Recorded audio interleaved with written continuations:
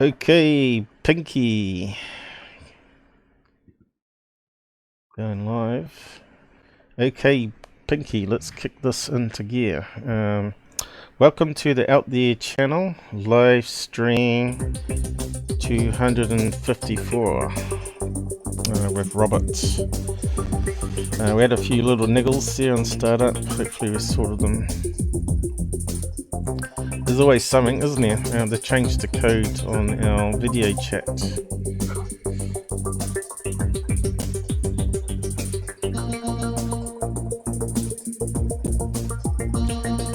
Yeah, I've got to go for the speakers. I forgot to turn that down. Get echo otherwise. There's always something.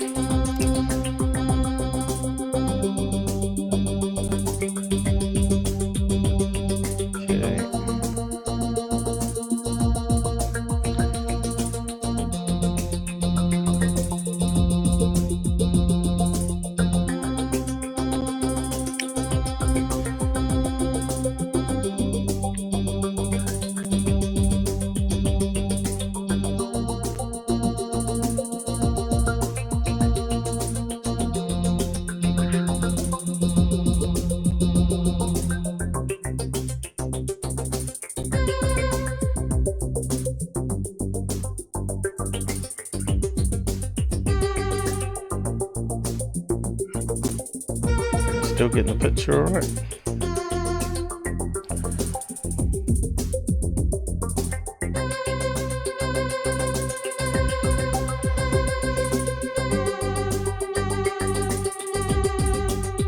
It's not updating here.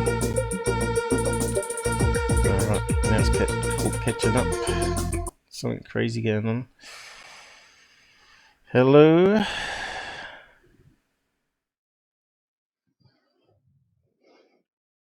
Good to be back. Wasted half an hour trying to get going. Seems Jitsy's wants to control our volume of mics, which is affecting my pinky head.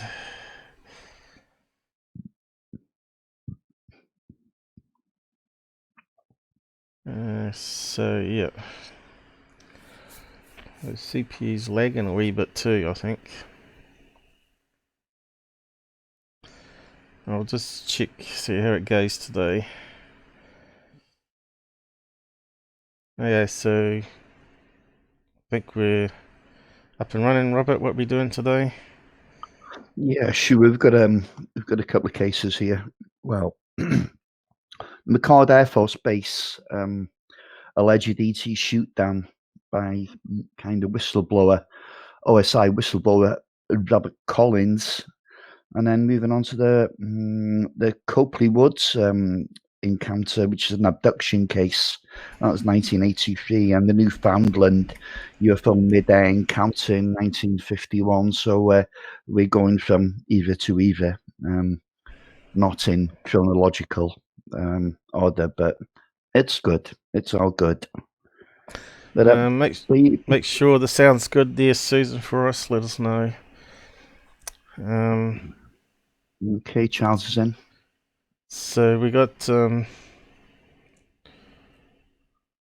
test run for the first time on the new setup with Robert on, which adds in obviously an extra layer of streaming and CPU usage. How's it going, Charles?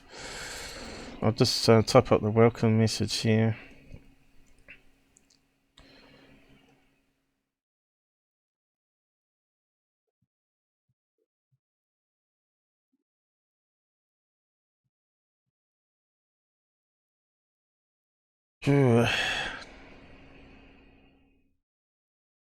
It worked good yesterday.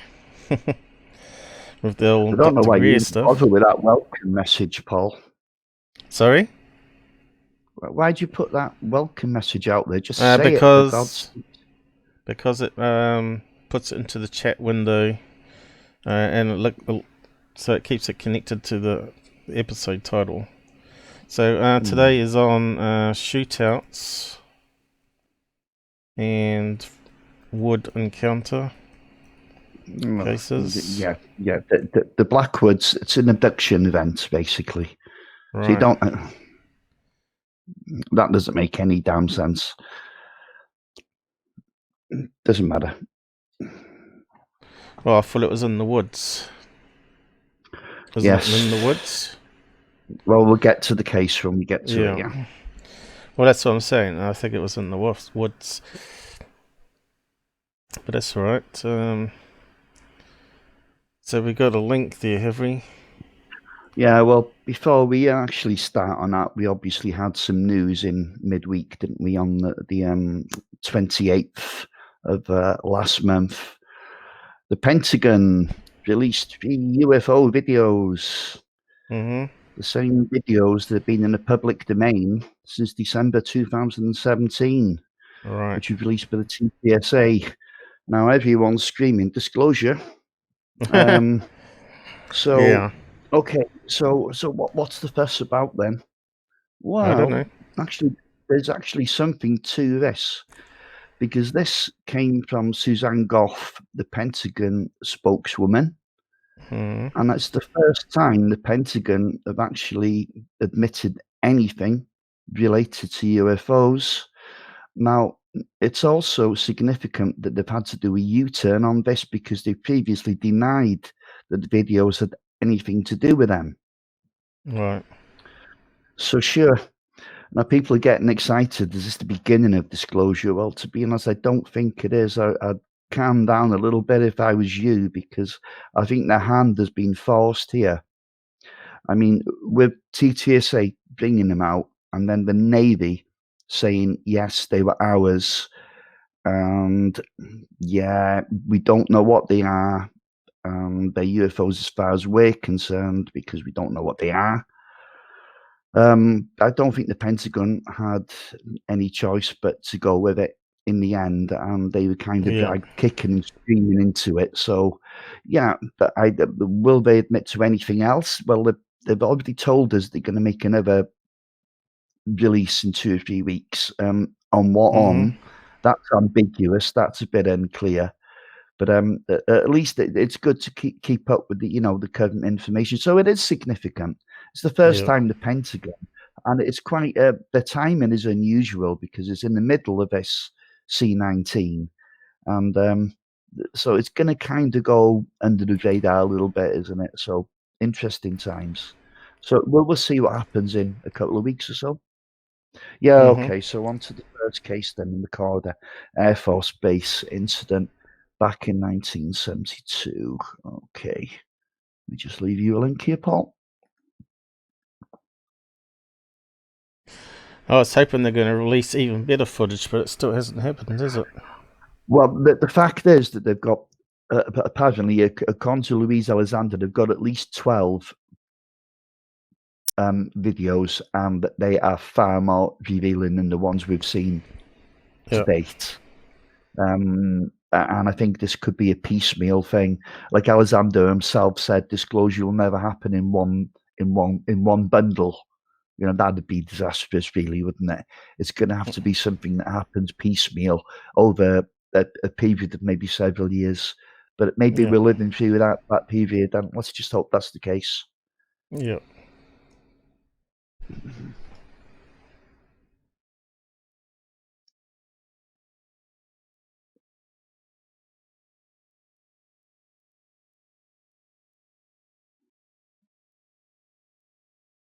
Okay, so this is the first one. Yeah.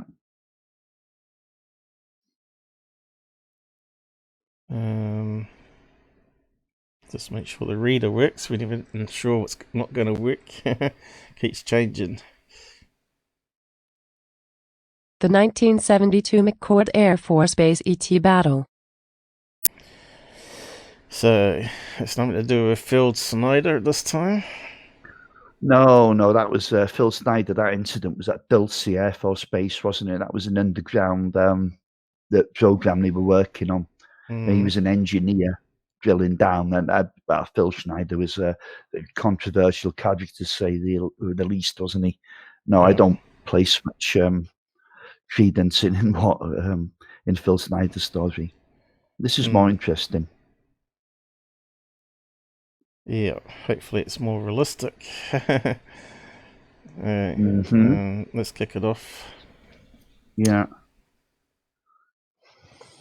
Bizarre events that would unfold on the grounds of McChord Air Force Base in October 1972 in the state of Washington just south of Tacoma would perhaps be unbelievable to even the most ardent UFO and alien enthusiast if they didn't come from the Air Force themselves, from the files of Air Force Office of Special Investigations, UFOS. What is perhaps also interesting, after closing down the now infamous Project Blue Book investigations claiming there was nothing credible to UFO sightings and so ending the US Air Force's interest in them at the end of 1969, the fact that UFOS had files on such incidents showed this public stance to be false. The report comes to us from alleged one-time UFOS agent, Robert Collins, who would come forth with the account in 2001. And while it is likely that he would do so following the running out of a multi-decade official secrets clause, for example, the distinct lack of solid proof leads some to question the authenticity of the account. That being said, there are certainly elements of the account that are very much in sympathy with other UFO and alien incidents on record.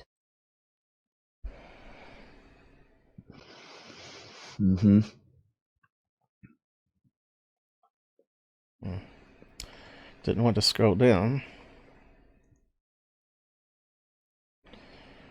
I'm not sure why. So what have we got pictures here of? What was that one? CGI, obviously. Yeah. It looks like my alien head's got his mind of his own today. Standard We system. should turn it off.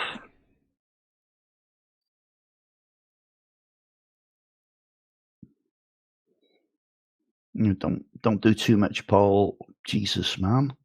Oh, we can pause it. Just make sure it's working. Okay. A standard systems check turns into close contact incident. In the early afternoon hours of 14th October 1972, at around 1 p.m., Airman First Class Stephen Briggs and Airman Dennis Hilsgeck were making their way from McChord Air Force Base in Pierce County, Washington to the Tactical Air Navigational Tacon facility. The site was around 8 miles from the base itself, but still under the control of the United States government and, in turn, the U.S. Air Force, who were responsible for it. The journey to the facility wasn't a long one. Upon arriving, and after opening the strictly locked fence, they would enter the area before heading for the Tacon building itself. Once inside, and after performing all necessary security checks, the pair would carry out their pre-assigned systems checks of the Tacon facility. The operation was running smoothly until around 2 p.m. when Briggs noticed a high-pitched sound coming from outside. He would later recall how it sounded similar to a small plane engine. However, as soon as he stepped outside came the realization that he wasn't witnessing a small plane or any other type of conventional aircraft. There in full sight, hovering over the top of the Tacon building, was a saucer-shaped object. Furthermore, as he continued to watch, they began to descend to the ground, landing south of the main compound. It was then that Briggs quickly stepped back inside the main building to alert Hilsgeck. Intruders attempting to break the boundary. After having composed himself mentally while inside, both Briggs and Hilsgeck were more than alarmed to see two creatures heading towards the fence which ran around the entire complex. Once more, Briggs returned quickly inside the base, this time to alert base security and request backup. The person on the switchboard that afternoon was Sergeant David Holmes, who listened to Briggs state with alarm that intruders were trying to enter the base. A two-man unit received orders to attend the facility.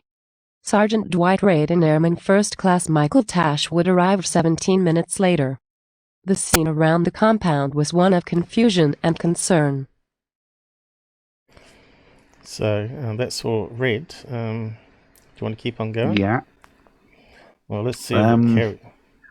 Yeah, so it's quite an exciting story up until this point, isn't it?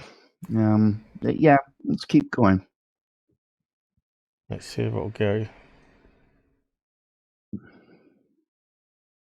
Because that keeps changing too. An add-on. They're trying to improve it all the time. The 1972 McChord Air Force Base ET battle. The bizarre events that would unfold on the grounds of McChord Air Force Base in October 19. What is perhaps also in the report comes to us from alleged, and while it is likely that that being said, contents. A standard system. In the early afternoon, the site was around 8 miles from the base itself but still under the control of the United States government and, in turn, the U.S. Air Force who were responsible for it. The journey to the facility wasn't a long one. Upon arriving, and after opening the strictly locked fence, they would enter the area before heading for the Tacon building itself. Once inside, and after performing all necessary security checks, the pair would carry out their pre-assigned systems checks of the Tacon facility. The operation was running smoothly until around 2 p.m. when Briggs noticed a high-pitched sound coming from outside. He would later recall how it sounded similar to a small plane engine. However, as soon as he stepped outside came the realization that he wasn't witnessing a small plane or any other type of conventional aircraft. There in full sight, hovering over the top of the Tacon building was a saucer-shaped object. Furthermore, as he continued to watch, they began to descend to the ground, landing south of the main compound. It was then that Briggs quickly stepped back inside the main building to alert Hilsgek. Intruders attempting to break the boundary. After having composed himself mentally while inside, both Briggs and Hilsgek were more than alarmed to see two creatures heading towards the fence which ran around the entire complex. Once more, Briggs returned quickly inside the base, this time to alert base security and request backup. The person on the switchboard that afternoon was Sergeant David Holmes, who listened to Briggs state with alarm that intruders were trying to enter the base. A two-man unit received orders to attend the facility. Sergeant Dwight Reid and Airman First Class Michael Tash would arrive 17 minutes later. The scene around the compound was one of confusion and concern. They would find Briggs and Hilsgek both seemingly in a daze as they stood, almost aimlessly next to their vehicle. When the new arrivals to the scene asked the men what had happened, neither of them could speak. Of more concern, however, was the burn marks on his face. Reid examined the men further and made a request for a USAF ambulance. Tash would begin to examine the surrounding area. He would discover strange markings in the soil, itself soft from the fall conditions. Then, Reid's voice rang out from behind him telling him to look up. He did so, and witnessed a saucer-shaped object, presumably the same that Briggs and Hilsgek had witnessed. Reid would attempt to communicate further with the security police. However, his portable radio was essentially dead. Realizing all four of them were in potential danger, Reid would order Tash to help bundle the two dazed men into their vehicle before driving away from the scene with great urgency. 6. So you want me to stop it there? Yeah, thanks. Yeah. Okay, so there seems to be an awful lot of witnesses to this case. But how many of these people have come forward and actually made statements? It really seems that the whole event, version of events, is down to one person, and that's Robert Collins, the Officer of Special Investigations. But again, it's still whistleblower. There's still no leaked tapes or video or photographs. It's still people's stories. So people are either going to believe it or they're not. You know, it's just another story in the UFO. It's anecdotal. But the thing is, well, Collins in his story, he mentioned a few things that actually, when checked out, were correct. One was the emergency number. I think it was 555. Another one was the type of revolver that the guards were using at the time, which was the one they were issued with in that time period. So that there's certain things that ring of truth, but we'll carry on for now anyway. Yeah. 6 shots at close range. Around a mile from the base, Reed's radio burst into life again. He would request further security police to attend the scene, which they duly did.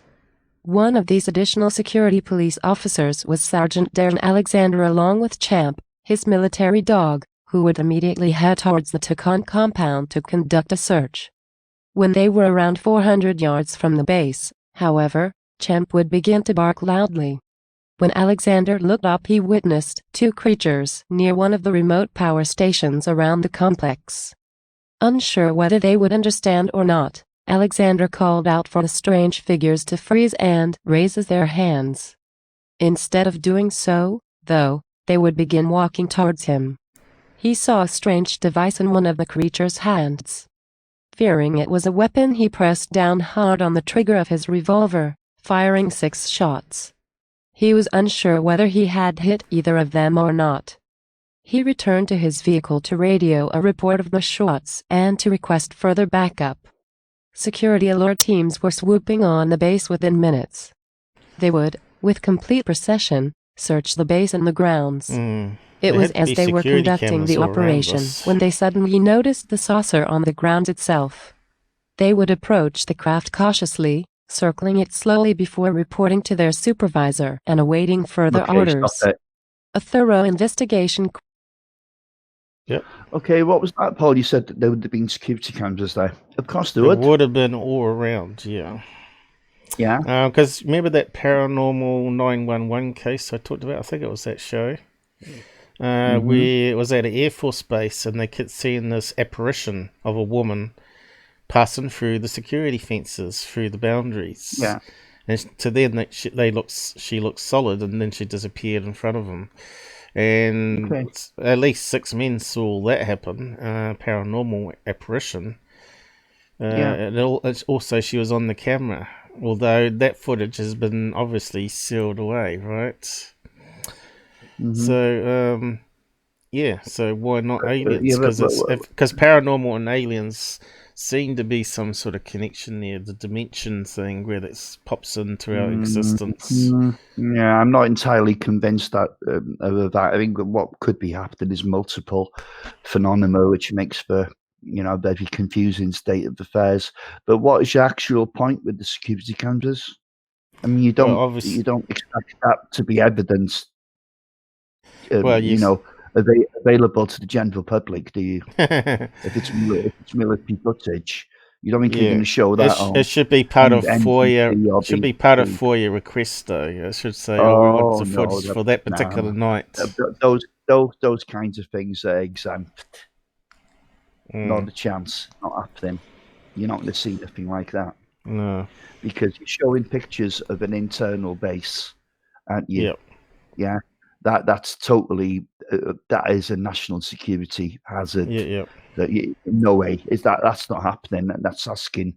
It would be nice though, wouldn't it? If we could get access to all that. It'd clear up an awful lot of things, wouldn't it? It would clear up a lot of things, whether it's just stories and they're just pranking us, or it could actually prove the existence. Sure.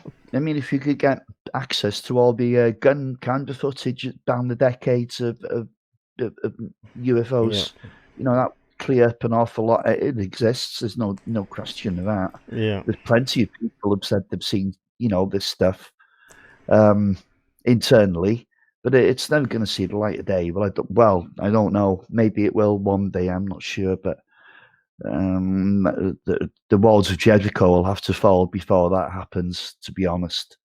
But anyway, we can carry on now, Paul. A thorough investigation quickly made top secret. Several moments later, Captain Henry Stone would arrive at the base. The saucer-shaped object remained on the ground with the rest of his men, at a considerable distance, stood around it. Stone would take a step towards the object. However, when he got to a certain distance from it, the object would take off and disappear out of sight. According to Collins, officials from the Special Investigations Department would soon descend on the compound just outside McChord Air Force Base. They would gather molds, take pictures, and even take the shells from Alexander's revolver. They would also take full statements from all those involved. Then, following their investigation, they would label the incident top secret. 1. Officially unsolved, but not to be spoken of or even acknowledged. As we mentioned in our opening, there are many who cast doubt on Collins' version of events. Despite his apparent connections to other whistleblowers such as Richard Doty, who, as we have examined in previous articles, have, intentionally or not, seemingly become intertwined with disinformation. However, as in other such cases... Yeah, it just takes a wee while. Okay. Richard Doty, to me, looking at Greer yesterday, he's like a new Doty, I reckon. Greer is just as bad as Richard Doty. Or Doty. Who? Stephen Greer? Yeah, he's a real disinformation agent. Yeah, well, Greer was never involved in the intelligence community. Are you sure about that? He certainly got invited to the Pentagon. Yes, he did, and he may have been encouraged to put out this information, but he didn't start out in the intelligence. And I think Greer's just a con man, to be honest. Charlatan. Yeah, sure. You could say he was during the 90s. He was involved with some high level people. On the inside of the Pentagon and in intelligence agencies, but and since then he's lost every friend in ufology. But it would make sense to recruit him, though. That's what I'm saying. They could see Greer making movies and putting disinformation out there, so no one knows what's real. They're looking at bloody full of garbage like they've done with Linda Moulton now. Yeah, exactly. So, but you see, this is another thing now. His involvement. This is Robert Collins I'm talking about now. Forget about Greer and the others. Now, his involvement with Doty is. You can look at this two ways. One, you can say it confirms that he was an OSI officer, and he was there because Doty was OSI himself. Yes. Yeah. But on the other hand, Robert Collins and Doty actually wrote a book between them. Well, I think Doty was the co-author, and it was called "The Black World of UFOs: Exempt from Disclosure." And I think the book came out around about 2000. You can find it on Amazon. I don't have that book and I haven't read it, but it's not about this particular incident. It's about a lot of controversial stuff, And remember Falcon and Condor. Yeah. Well, Doty was one or the other. I don't really know. And they Bill Moore sucked in, didn't they? They proper sucked Bill Moore in. And it finished his career, didn't it? Yeah. And that they were swapping information. They were giving Moore some information which was mixed in with a load of bollocks, of course. And of course, in turn, Bill Moore had to spy on the UFO community and tell these intelligence people what on earth they were up to as well.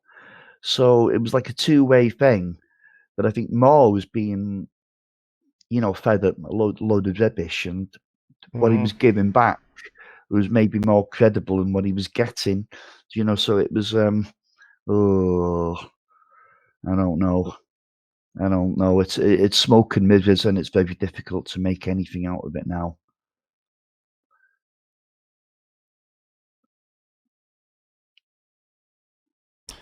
Top secret. Huh? Yeah, I have no idea why that Charles's statement there was. He must have sworn. Yeah. No, he never. He just said scumbags. Maybe that's a banned word by Google then, because that's normally what pops up as some word they didn't like. I suppose if you said so-and-so is a scumbag, they might frown on it, so you see. Yeah, there's a lot of scumbags in ufology, though. That's the problem. And we certainly have exposed quite a few on this channel over the years. The unfortunate thing is, Paul, there's out of 10 people in ufology, there's only maybe 1 out of that 10 that's actually worth listening to, you know. I know, it's sad, isn't it? Yeah. And maybe out of that, out of 100, of those 10 that are left out of 100, maybe only 1 or 2 of them are knowledgeable, you know. Oh, Jesus, yeah. So it makes it a minefield of crap and disinformation, bullshit. Call it what you want. Yep. I mean, Jesus, man, I was listening to a show yesterday. I won't say whose show it was. Can't be bothered with all that drama. This guy claimed to know everything about every alien species that has ever existed. Oh, he knew it all. God, he knew what these guys had for lunch. You know, what a load of bollocks. Yeah. Is that the one with the strawberry ice cream? That was Dottie, wasn't it? That one? Yeah, that was Condor and Falcon. That was on oh god, I can't remember which Cover show Up it was. 1988. Yeah. Live. And Stan Cover Up Live was on it, and he told Bill Maher not to involve his contacts in the intelligence community. But Bill Maher said, yeah, no, it's okay.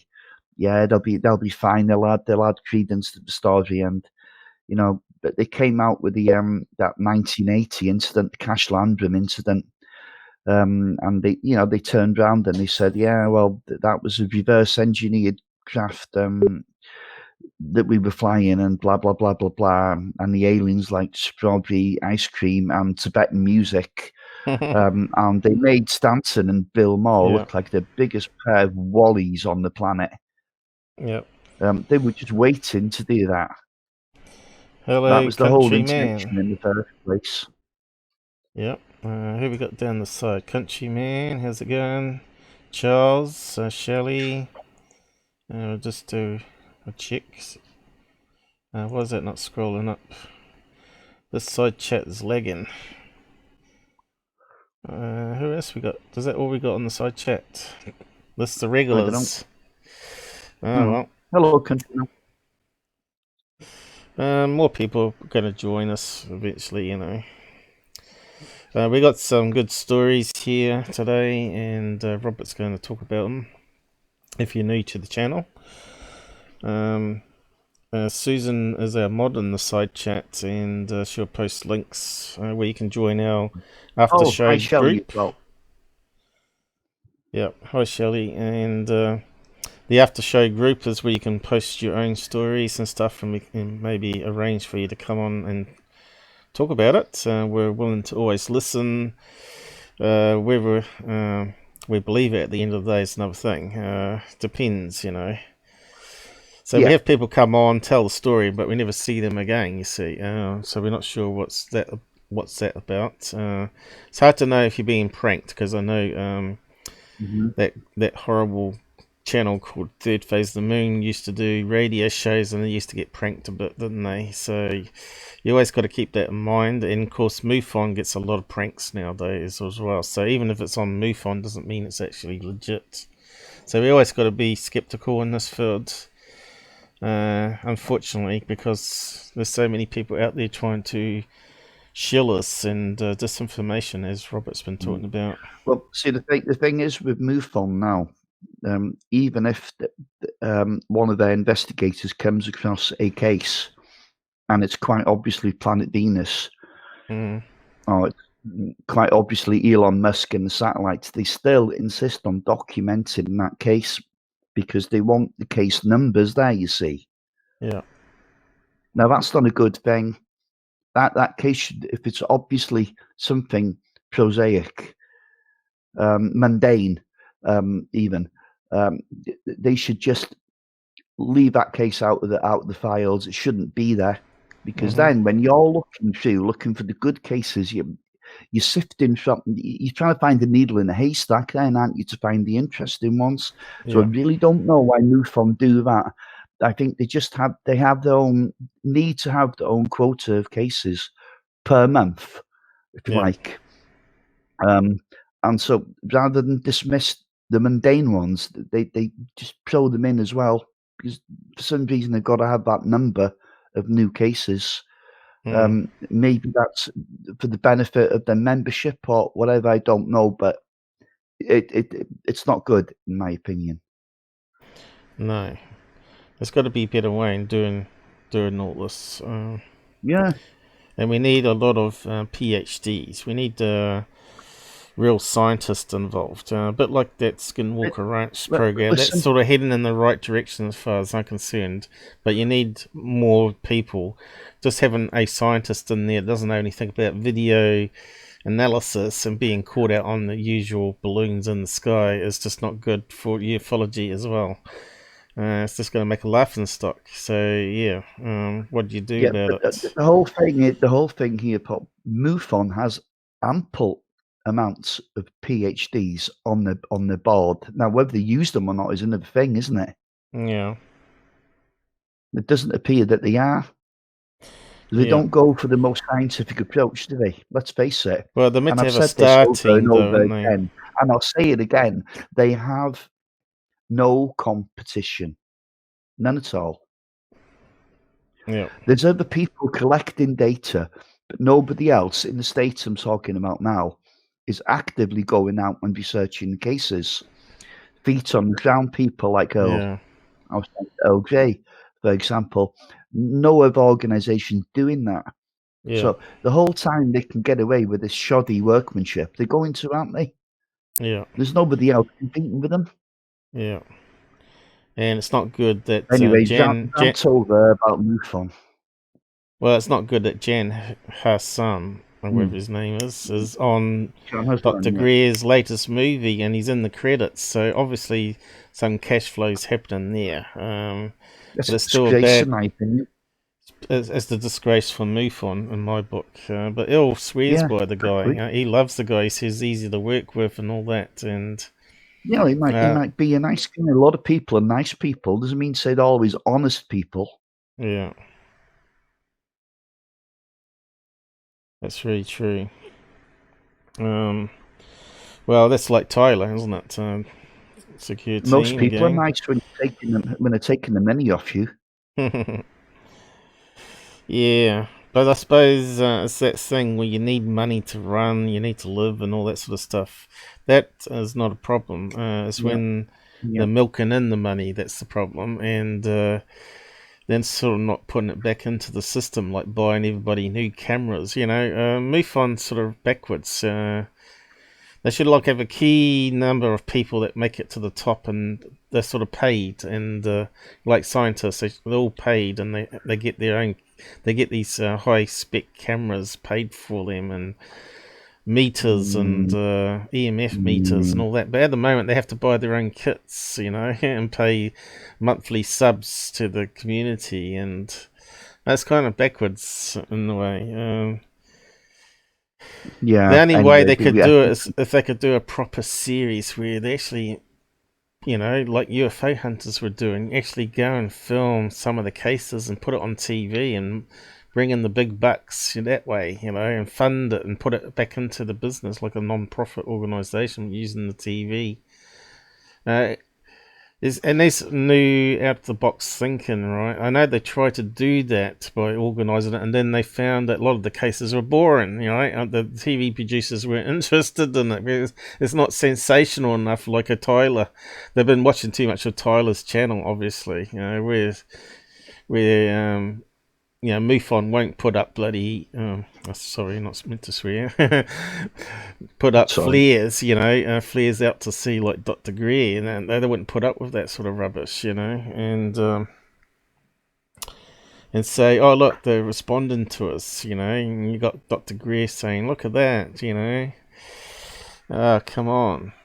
And that's 2015 he was doing that, and someone that's been in this game for a long time should know what a real UFO is and what's mundane stuff. Well, he's been poisoning the UFO community now since the 90s, hasn't he? At least the 90s. Well, he was more prominent in the 90s, and he actually did bring some good people together with that kind of disclosure movement. But that's what he is. He's an organizer. He knows how to make money.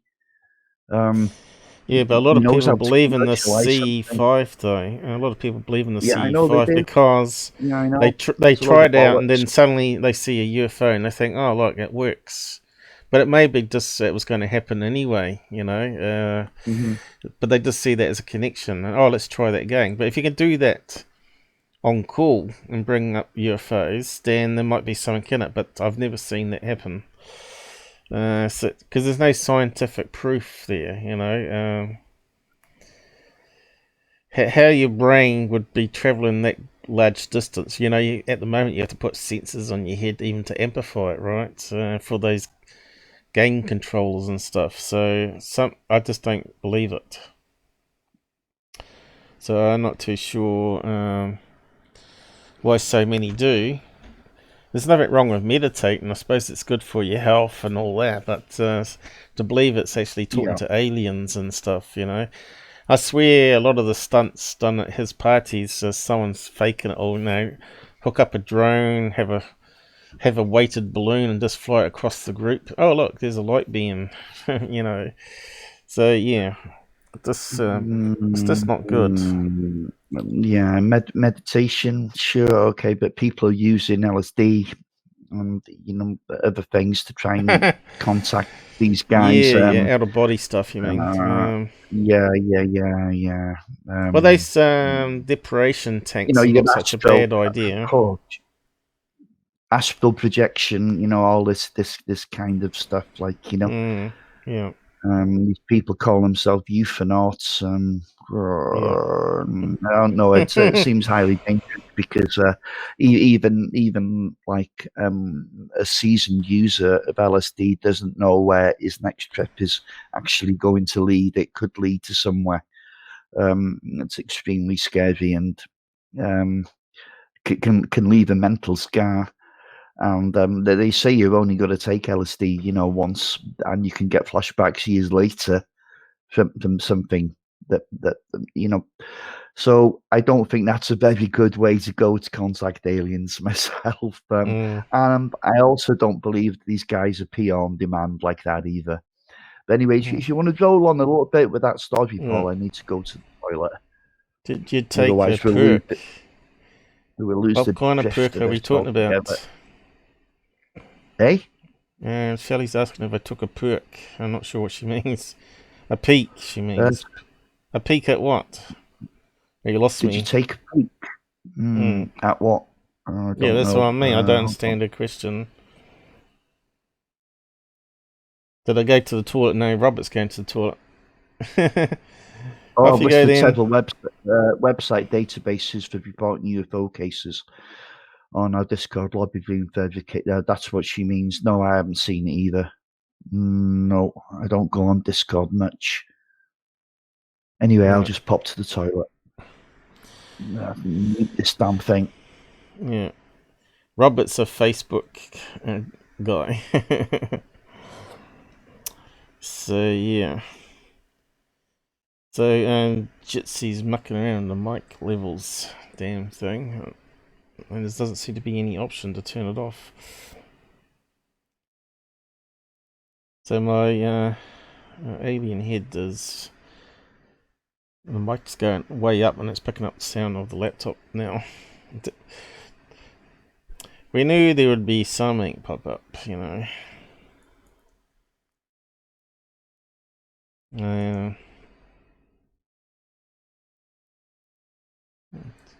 We'll just wait for him to come back before we carry on.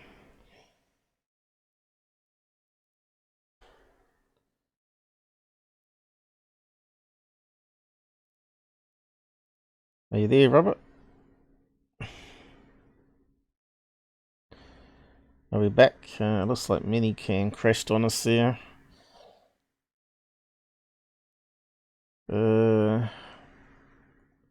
Always seems to go wrong when we have Robert on. Are we back again? So he's connected. Can't hear Robert though. Are you there, Robert? Yeah, I was muted, that's all. Oh, right.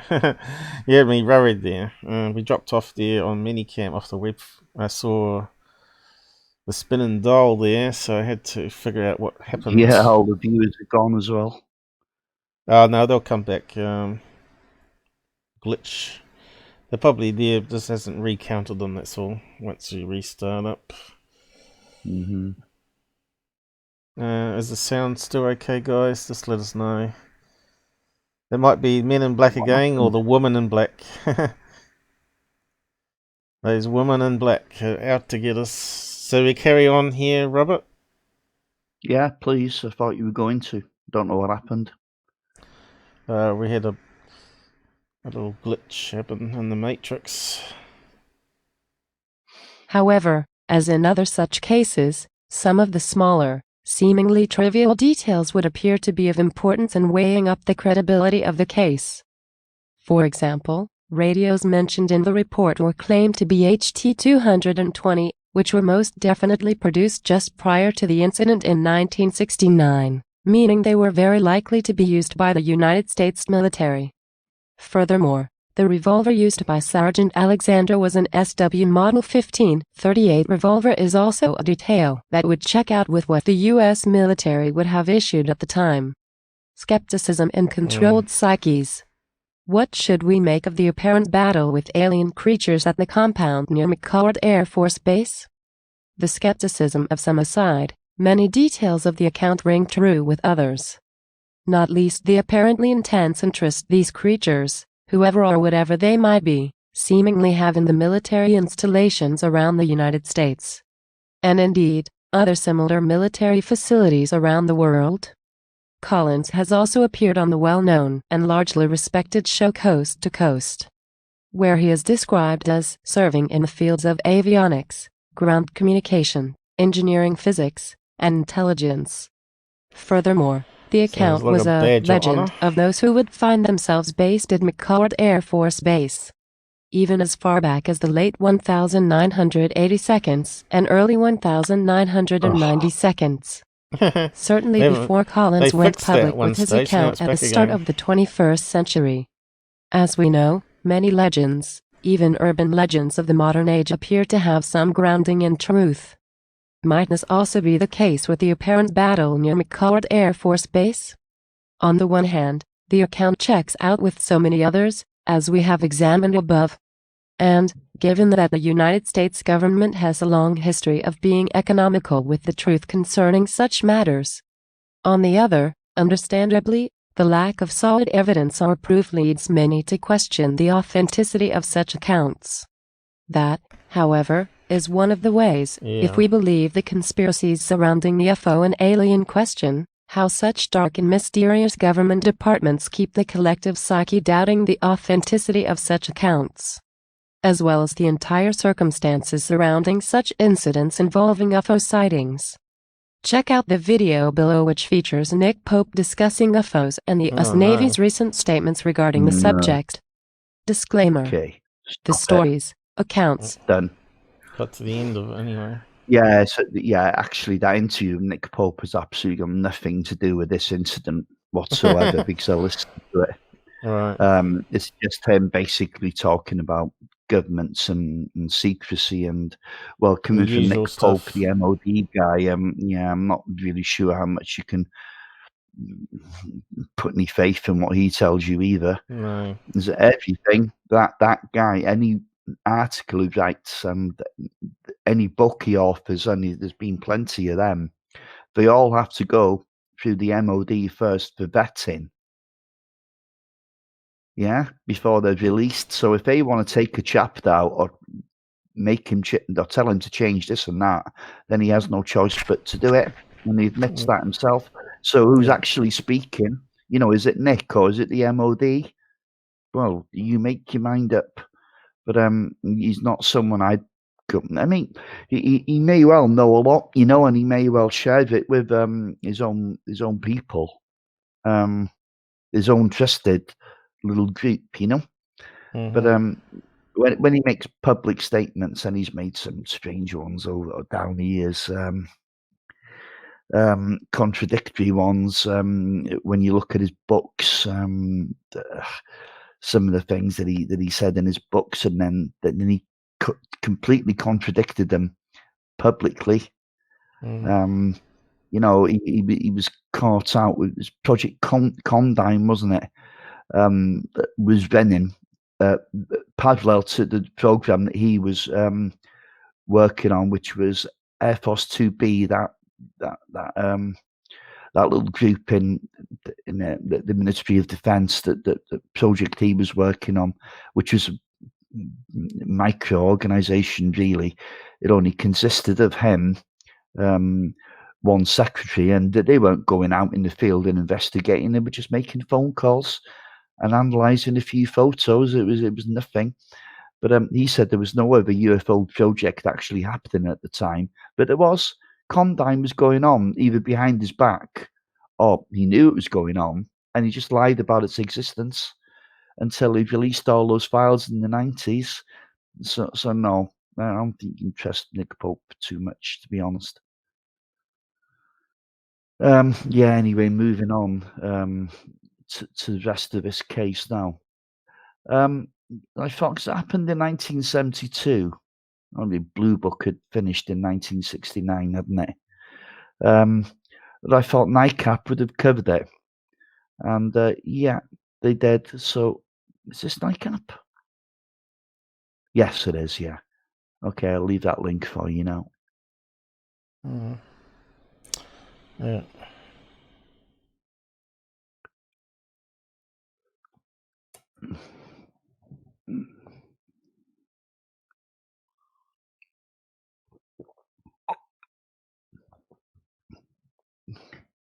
It seems NICAP took it quite seriously at the time.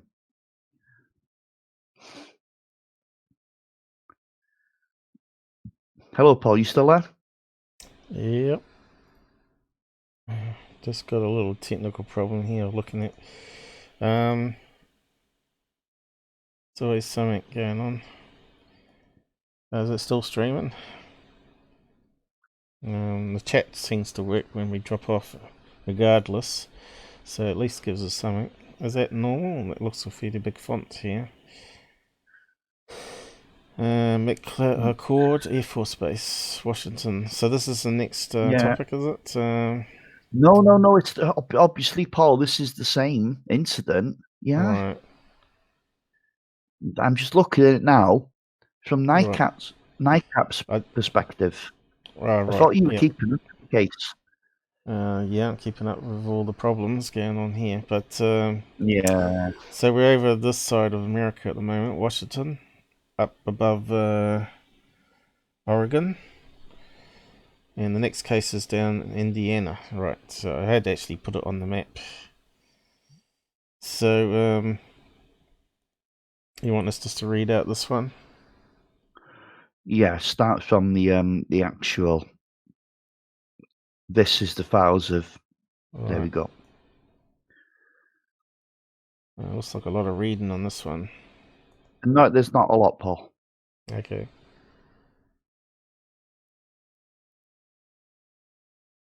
This is from the files of UFOS dated in October 1972. Note that Blue Book closed its doors in December 1969, but yet here almost 3 years later we see that the Air Force is still collecting UFO reports, then proceeding to classify them. No fictitious names or places were used in this report. The names and events are real. On October 14, 1972, Airman First Class AIC Stephen Briggs and Airman AIM Dennis Hilskek were instructed to check the Tactical Air Navigational (TACON) facility located 8 miles east of McChord Air Force Base. The TACON site was situated on government land maintained by the United States Army, Fort Lewis. Briggs and Hilskek drove to the TACON site at approximately 1300 hours. Upon their arrival, they opened the locked fence surrounding the TACON facility and entered the compound. Once inside the compound, they opened the TACON building and began to conduct a systems check of the TACON equipment.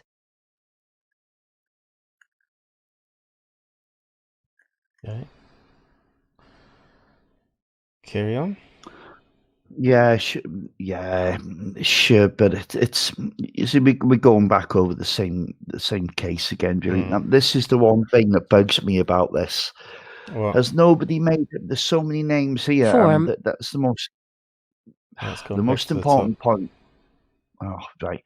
The most important point here is there's a lot of names mentioned, but What? unfortunately, why haven't these people been contacted? So why can't they confirm or deny that this incident happened? That this is the missing link for me. Surely some investigator would have chased these names up. It's the one thing I don't understand, and it's the one thing that makes it vague. Wasn't it put into a book called Intruders or something? Kind of rings a bell when I was looking at Good that. God, no! That's an Oh, is that the abduction second case, one? Paul. Even though this one talked about intruders, right? So was there a book written about this particular case at all? No. Nick Redfern would have done this one, surely. I don't know. I'll read out the rest of the paragraph. I think we got down to there. Yeah. Mostly, I'll just take it from that one there, just in case we missed a paragraph. A saucer-shaped object was hovering just above the Takan facility. Sergeant Reid attempted to communicate to the Security Police Law Enforcement Office by using his Motorola HT220 portable radio. However, the radio did not function. Sergeant Reid then yelled for Aektash to return to the police vehicle. Sergeant Reid and Aektash retrieved Briggs and Hilskek and drove from the scene. Approximately 1 mile from the Takan site, Sergeant Reid was able to communicate with the Security Police Office, requesting assistance and declaring a covered wagon. 4 additional security policemen arrived on scene, including Sergeant Darren Alexander and his military dog Champ. Sergeant Alexander and Champ drove to the scene and started to search the area. Approximately 400 yards south of the Takan site, Champ alerted. Sergeant Alexander observed 2 creatures standing near a remote power station. Sergeant Alexander yelled for the 2 creatures to stand and raise their hands. Both creatures then moved towards Sergeant Alexander. Sergeant Alexander observed that one of the creatures was holding an object, which Sergeant Alexander thought was a weapon. Sergeant Alexander fired 6 rounds from his military-issued Model 15.38 caliber revolver. After firing the shots, Sergeant Alexander returned to his vehicle and radioed Sergeant Reid that he had fired at the creatures. A security alert team, similar to a police SWAT, arrived. They conducted a search of the area and observed the saucer-shaped object sitting on the ground, directly east of the power station. They circled the object and called for a supervisor. Captain Henry Stone, Security Police Law Enforcement, arrived on scene, but the object departed just as Captain Stone walked towards the object. The object flew off in an easterly direction and was out of sight in a few seconds. Office of Special Investigations agents arrived on scene and conducted an investigation. Statements were taken from all involved. Evidence was collected from the scene, to include shell casings from the rounds fired by Sergeant Alexander. This incident was classified as top secret and remained in the OC files as unsolved. So that's the end of it. Yeah, but I'd love to see those OSI files, to be honest. Why are they? Do you know what I mean? Yeah. We can't establish for a fact that Robert Collins was even a member of the OSI. So it sounds like me, this story could have been ghosted, you know? There could have been it sounds like a kind of disinformation or a way to get something out. Yeah. I mean, maybe an incident like this did occur, but maybe it was in a different place with different names. And yeah, that's a good way of getting something out without getting yourself in deep stum, basically. That's just the feeling I get from this case, you know. Yep. But I don't think it should be taken at face value.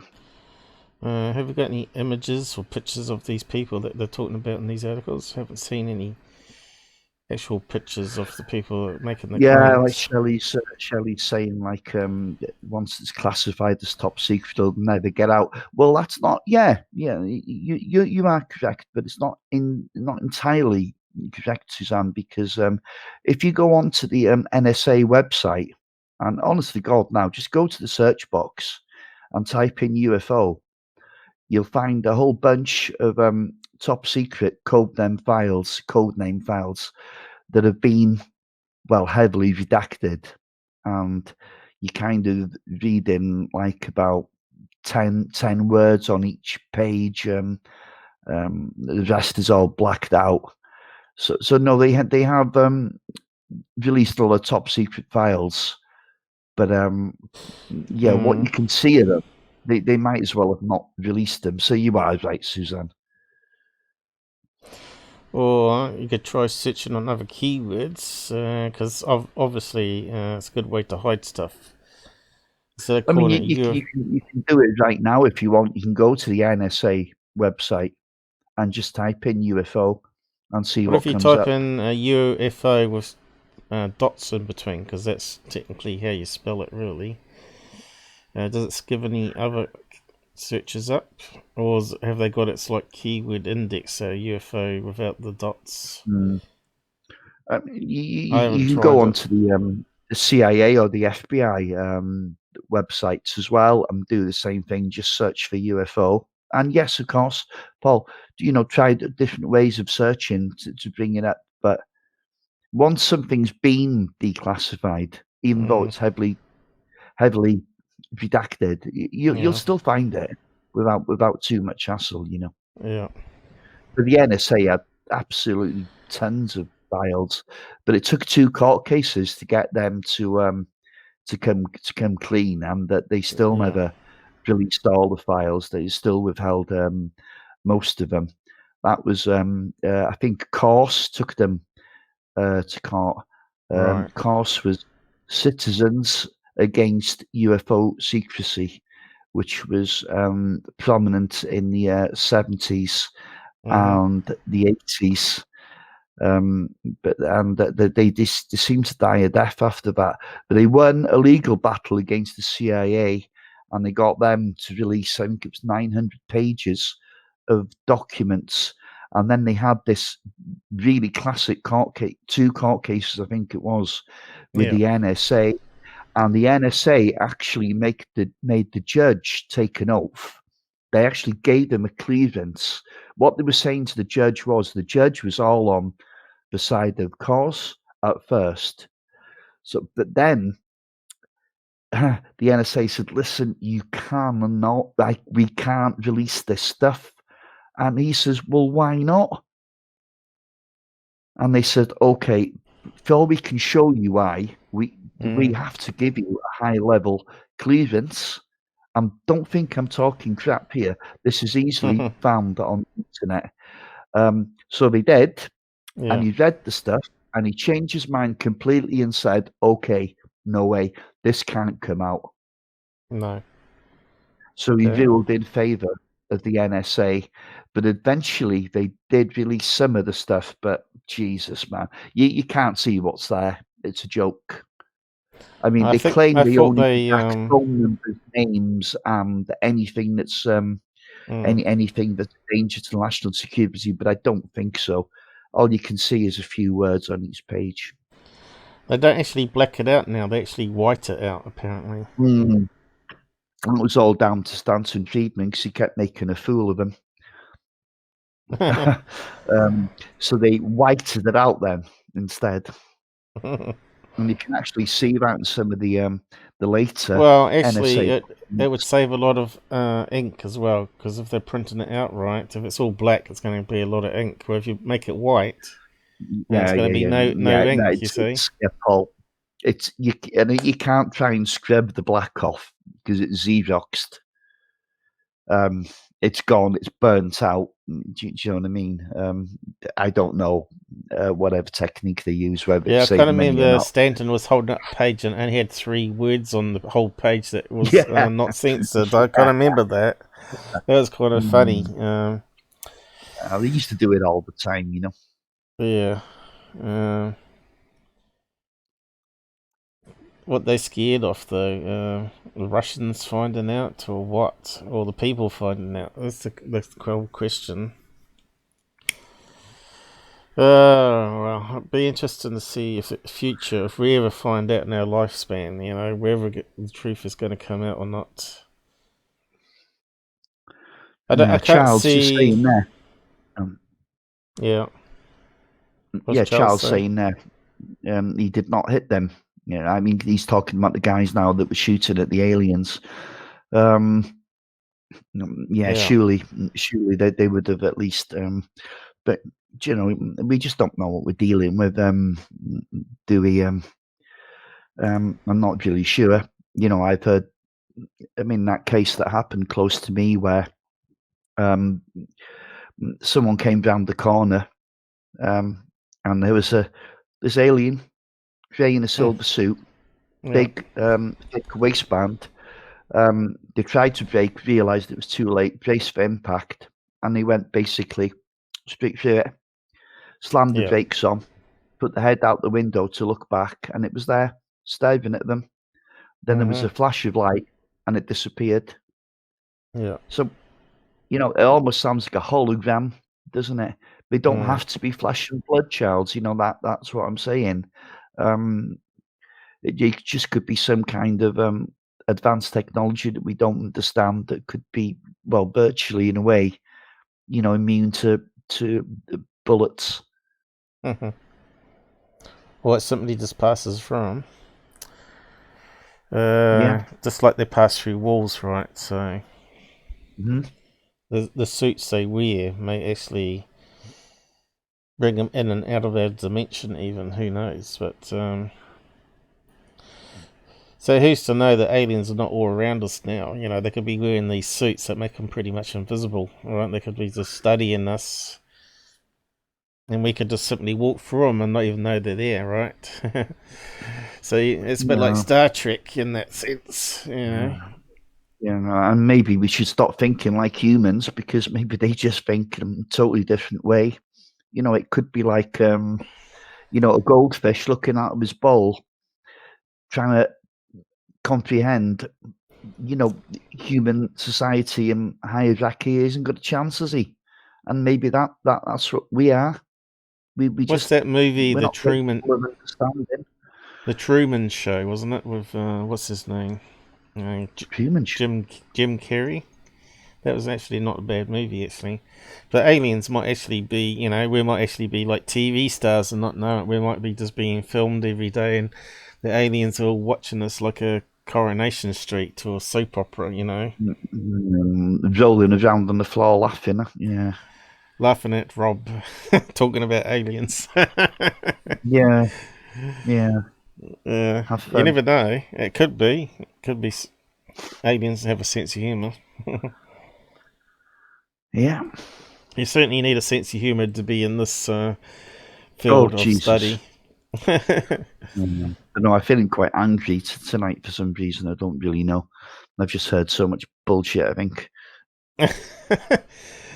That's because you're on social media too much and you get involved in all those groups and all the infighting. That's why. It's not just that, you know, Paul. I listen to just about every podcast going, you know. And Jesus, some of these guests they have on, and some of them have got like really high qualifications, and then you think, okay, this guy might be worth listening to. And he comes out with the most complete and utter bullshit you've ever heard. You know, have you got an example at all? I don't want to mention shows and people, to be honest. Well, how about an example of a topic where you're calling it BS from these PhDs or whatever?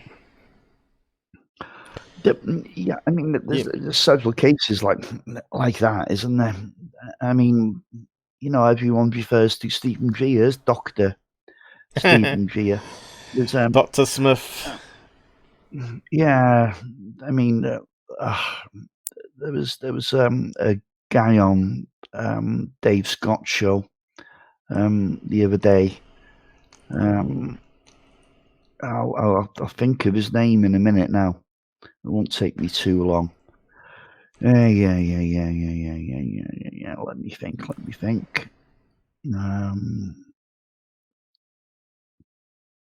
But basically, he was talking about all these. Keith Andrews, his name was. He was talking about all these different alien species, and he's super qualified in several fields. So you'd think he'd be a guy to listen to. Turns out this guy just knew too much. He knew where they came from. He knew what they had for breakfast. He knew if they were aggressive, if they weren't. And it was just, nobody knows that. How come he's the only guy privy to this?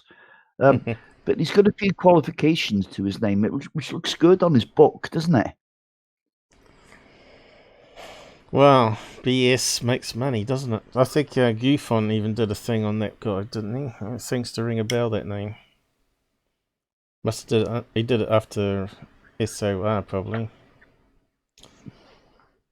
People out there might remember.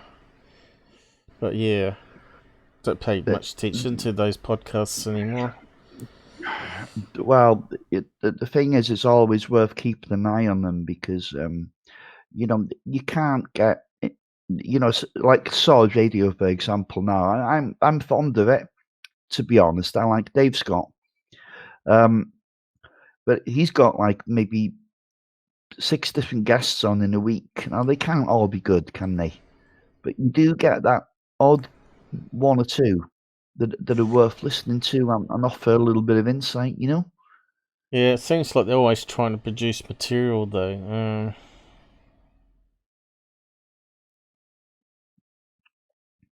I don't know. A lot of stories out there. That's for sure. But yeah, because you got qualifications doesn't mean you got a mental defect, People get qualified and then have a breakdown, right? And start seeing blue chickens or whatever. But this field is a bit strange, though. The more you delve into it, the more strange woo-woo, or whatever call it, spookiness. Yeah, and you the end mystery up of banging your head woo against seems the to wall. follow you around more. Maybe we attract it, because we're sort of looking into it as a research field. And if you got like investigators that are doing paranormal and stuff, they get these things called attachments. So there's a lot of stuff out there going on now, and they got new technology now. That thing that we're looking at, the new camera. What was that called? Electron magnification camera or something like that. And they seem to be catching some interesting stuff on this particular new technology that amplifies the light at hardware level and allows you to see more stuff that seems to be there. So yeah. Can only get better and better as the technology and gets cheaper as too. Everybody's got it, so they can then have it in their homes and see what's going on around you. There's going to be a lot more paranormal stories come out, I think, because it seems to be like the most common. Sorry, Paul. This next case coming now, I wasn't really sure what category to put this in because I decided in the end, well, it had to be kind of more alien than supernatural. But there's a crossover in this. It's the Copley Woods, Indiana encounter. Debbie Jordan Gorble was involved, and it's one hell of a tale. Well, see what you make of it. Please, anyone listening, listen closely to this now. It's a hell of a case. Left a link for you there, Paul.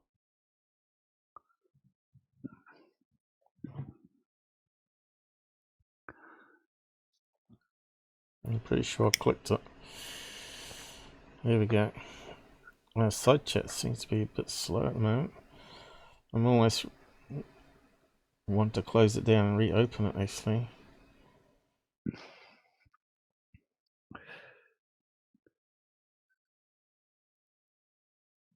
Too many code changes all the time.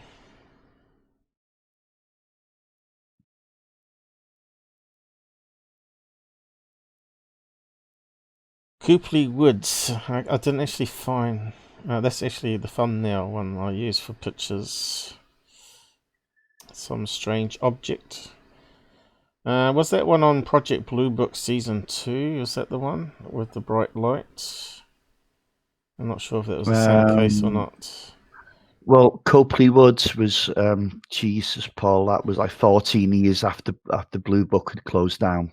I'm pretty sure Hynek was involved in this one, though. Because I think I saw his picture. Yeah, I believe he was involved. He was involved, but he wasn't with Blue Book at the time. Because Blue Book had long shut. Remember Blue Book shut down in 1969? Yeah. Well, technically January 1970, but that was just finishing off the paperwork. So there's Jack Valet and Hynek on the screen. It is. Yeah. In the younger days. So let's kick this sucker off. Actually, we might just do it the other way. I'll click the right one. Yep. Just read it from the top of the page.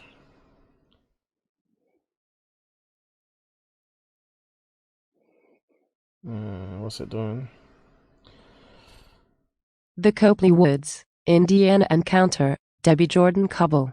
In her own words, my two small sons and I were living with my parents at the time. At that time, I was... I can't do it that way then. I tell you, it seems to be like 3 things were changed overnight.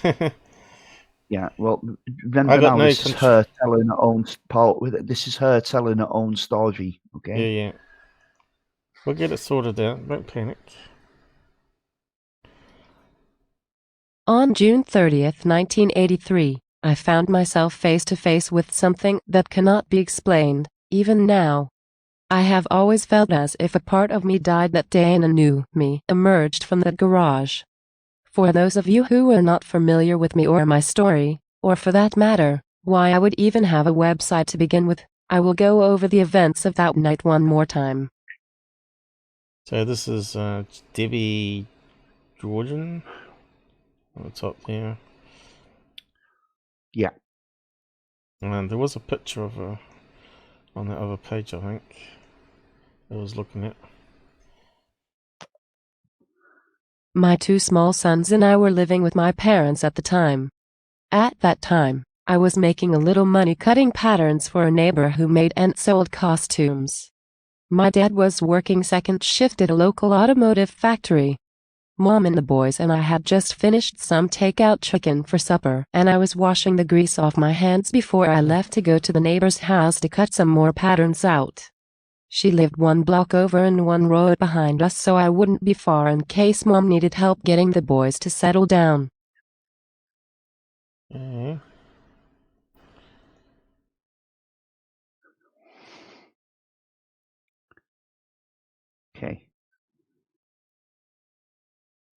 As I stood at the kitchen sink and looked aimlessly out the window, I noticed an odd light coming out of the swimming pool pump house.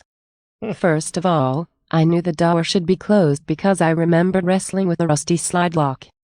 I had been out there just a few hours earlier, putting some more chlorine tabs in the pool floater. It was getting dark out, so the strange light really caught my eye. It was not like the incandescent bulb that was in there. It looked more like fluorescent, white light. And it was very bright. I pointed this out to my mother and asked her if she wanted me to stay home. She thought it was odd but told me not to worry about it. She would lock the doors, and if she needed me she would call me. In the 5 minutes it took me to get in my car and make a quick detour to the turnabout and back of the house to check on the light before I left, the light was gone. And the door to the pump house was closed. but the pedestrian door to the side garage attached to the house was now open. I do not know why I didn't stop then and go back inside. I should have, but I didn't. I headed on to our neighbor's house. Let's see if it carries on. Hopefully, come on.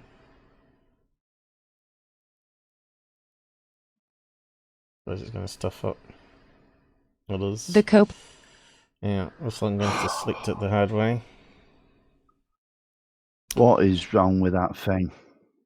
I don't know, we didn't have a problem with it last time, did we?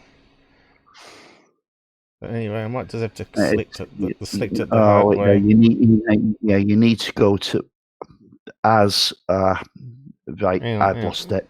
I don't know where it is. Don't panic. I am no fool, and at that time in my life, I was the biggest chicken in the world. If I had known why Mom called me back that night, I would have never gone out back. I would have gone in the front door, grabbed my mom and kids and hightailed it out of there so fast it would make your head spin. She couldn't remember why she even called me back until a week later. About a week later, while she was doing the dishes or something like that in the kitchen, she suddenly popped out with, "Oh, I just remembered why I called you back home last weekend." I had seen a basketball-sized ball of light around the bird feeder. It was very soft and I looked around trying to see if someone had a flashlight or something shining on it, but I could see nothing. The light got smaller and smaller, and as soon as it disappeared, I got the thought in my head to call you home. See what I mean? I took the gun and walked out into the dark backyard. I went to the pump house and looking inside. Nothing. I decided to walk out near the big garage out back to see if I could find my dog. She had been in the garage attached to the house because she was in heat at the time. I found her. She was firmly lodged under my dad's old ladder truck. I grabbed at her and tried to get her to come out. Normally, she would be all over me like a cheap suit. She was my dog. But something had scared the hell out of her. She was yelping and whining and tearing at my hands to let go of her. So I did. Scaredy dogs. Yeah. We've missed the chunk of that story, by the way, but anyway, doesn't matter. A chunk Move of on. it? Yeah, it doesn't matter. It's too late now. Okay. I forgot where I was selected now. I was going to go back and read out the chunk you thought I missed. No. Was it one paragraph, was it? 2. I thought I had it all, but anyway. Isn't it the men in black keep stuffing us up? The place was empty. I looked behind old mattresses and everything else in there and didn't find a People thing. that keep changing the As code. soon as I had decided that I wasn't going to find anyone in here, I suddenly felt as if I was on fire.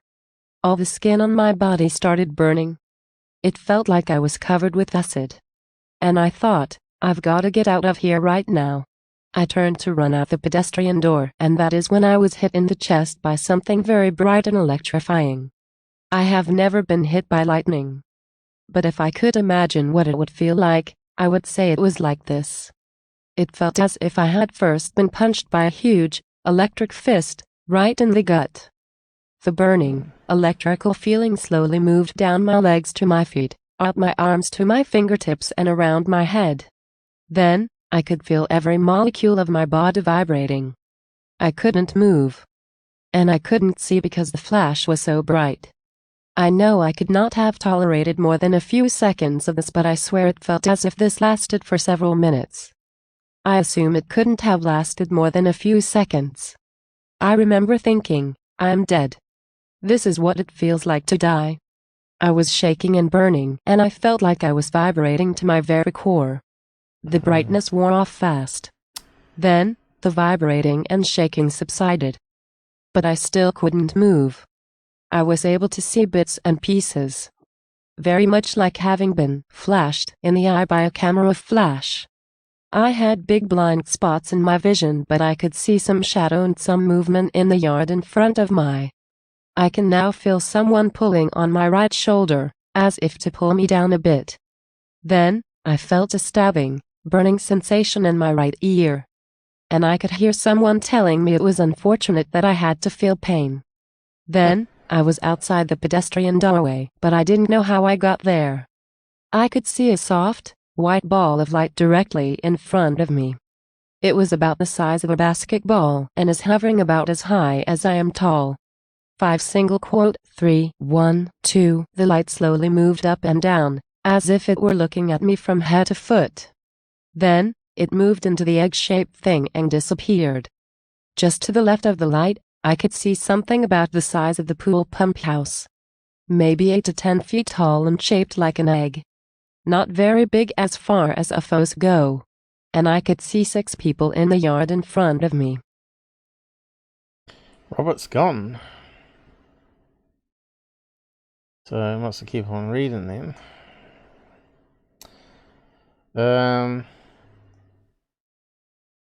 A hit in the chest. That almost sounds like what Tesla was explaining when he was first found out about radiant energy. Seemed to pass through solid steel and punch you in the chest and leave bruises and knock you backwards on your feet. Just makes you wonder if it's like the other form of electricity that he had found, which could explain some things. The beam of light not being actually light itself, but what do you call it? Positive light. You know, the symmetry in particles. Now you have a photon, and then you have the anti-photon. I've lost the thing now, haven't I? I'll just select that again.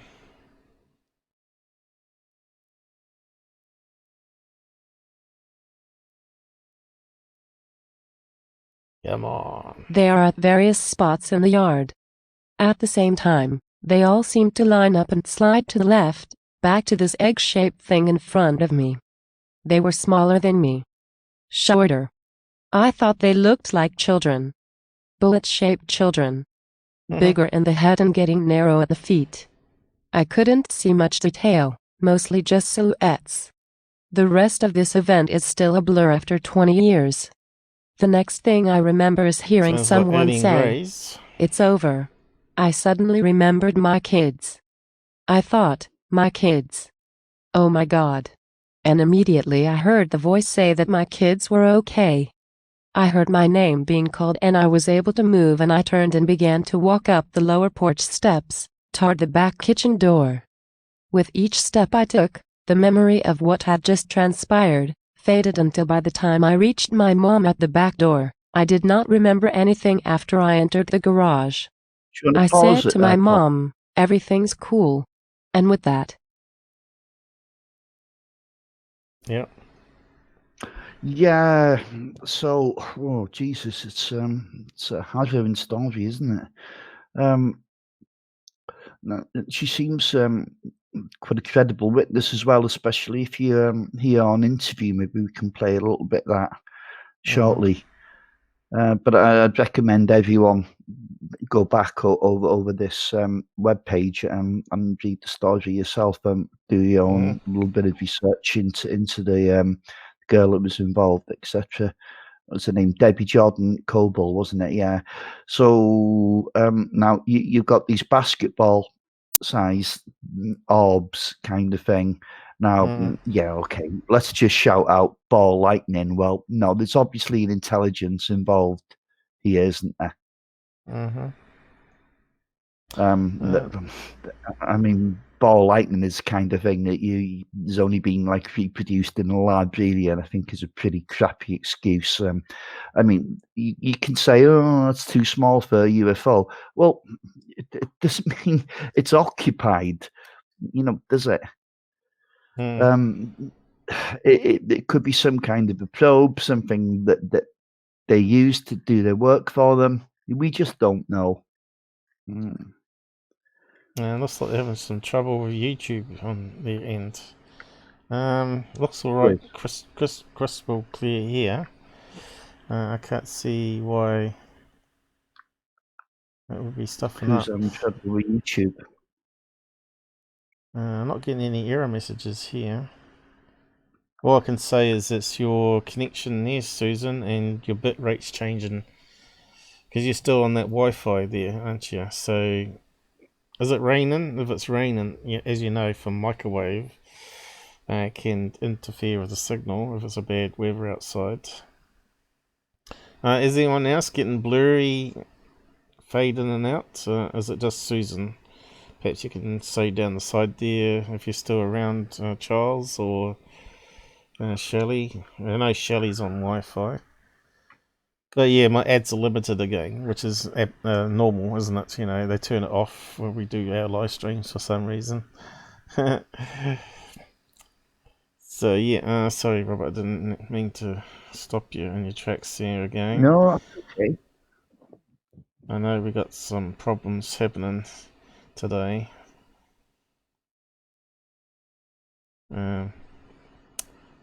Looks like Yeah, so it's not weather conditions.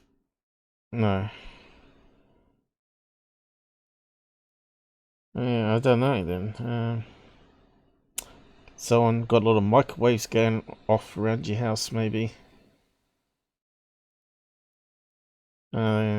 Charles is saying this one sounds more legit than the first case.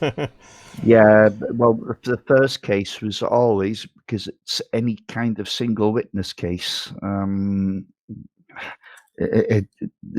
this is single witness, but no, it's not actually, because the neighbours came forward and the mother came forward as well to confirm. So yeah, that this is, to me, this is one for me that I could pretty much take to the bank. I certainly wouldn't be taking that other one to the bank. Yeah, and of course you hear a lot of paranormal shows where it's always they like to hang out in closets and attics of houses, and also see bright lights and stuff. And then see apparition and stuff. I think aliens and paranormal, or there's some connection there. I don't know, but yeah, I don't think this can really be considered in the paranormal realm. In my personal opinion, I don't think it can. I think with the closer you look at it, but while I was halfway through it, I was thinking, "Good God, is it supernatural? Is it paranormal?" But you got to think about it. There's no such thing as the paranormal, really. It's just something that science doesn't understand yet. That's all. I mean, there'd be a logical explanation for everything if we understood everything, but at this stage in our development, we don't. It's that simple. Well, that's why we're in this topic. Yeah. That's what. Yeah. We're interested in all the different stories and seeing. Yeah, I hope you remember where you left off now, Paul. I think it was that paragraph. Still a wee bit. It's all your fault. Yeah, sure. Keep it on it. Okay. With each step I took, the memory of what had just transpired faded until by the time I reached my mom at the back door, I did not remember anything after I entered the garage. I said to my mom, "Everything's cool." And with that, she became animated again. It was as if she was standing there, in a daze, until she heard my voice. I left Mom and went back to the neighbor's house. When I got there, she was upset with me. She said they were about ready to call the police because I didn't call them like I said I would, and they were worried that I was taking so long. It seems I was gone about 2 hours, but I only remembered about 15 minutes worth of experience. I had no explanation for that, and her inquiry just left me even foggier than I was already feeling. I didn't feel good and told her that I would rather swim than After the experience, I felt icky and like I had to get wet. I invited her to come swim with me and she agreed. She gathered up her 14-year-old daughter and the three of us went back to Mom and Dad's. As we were walking out the pool, my dad pulled up in the drive. He always came home at about 11:10 p.m. I left to go to the neighbors just before 8 p.m. 3 hours had passed and I couldn't account for most of it. As we walked through the backyard to the swimming pool, my neighbor's daughter suddenly jumped and yelled, "Ouch!" She said she had stepped on something that made her foot burn, and now her foot was getting numb. By the time we reached the pool, she said her foot felt numb all the way to the knee, but yet she could walk on it. We weren't in the pool more than 10 or 15 minutes when we all started feeling nauseated, and my eyesight started getting real fuzzy, even though I had not had my head under water. I could see halos around all the outside lights, and it was making me dizzy. The girls left and I went to bed. When I woke up the next morning, I could not open my eyes. They were swollen completely shut. My mother took me to the emergency room. They, in turn, sent me directly to an eye specialist across the street from the ER because they didn't have anyone on call in ER who was able to treat something like this. This doctor was just across the street and agreed to work me in and see me that morning. He was stunned at the extent of my injury.